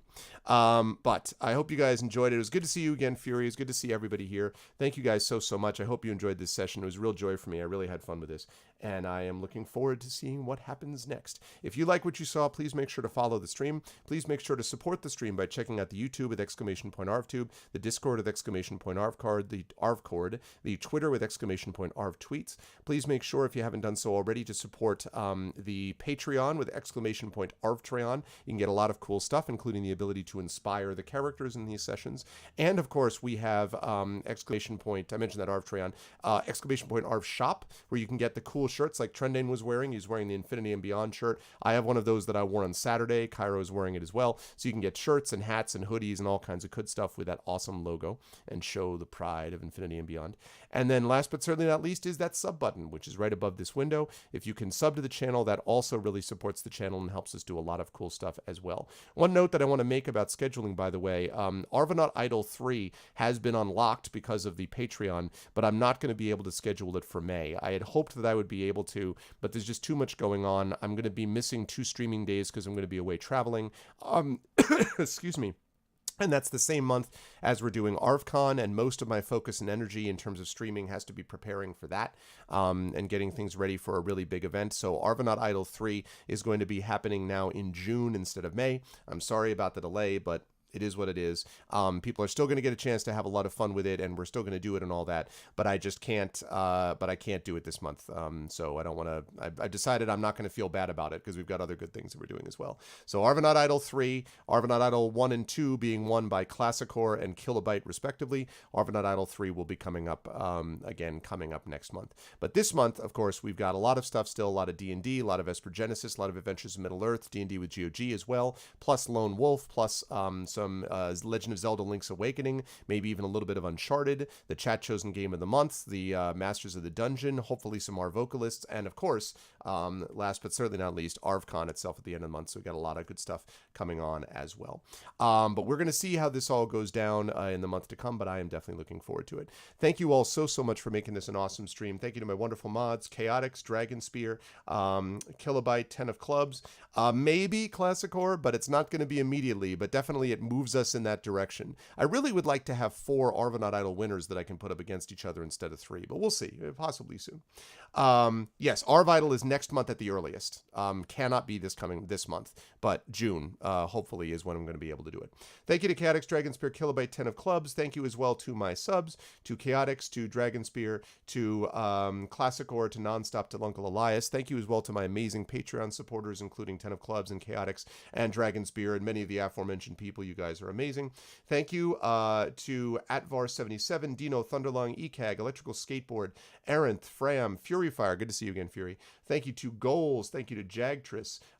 Thank you to, let me see. Thank you to Jagtris. Thank you to Josh. Thank you to Catrionia. Thank you to, what's up, Lego Freak? I haven't seen you for a while. What's up, man? Thank you to Lego Freak, of course. Thank you to Josh. Thank you to Catriona, Misawa. Thank you to Atakin, sorry.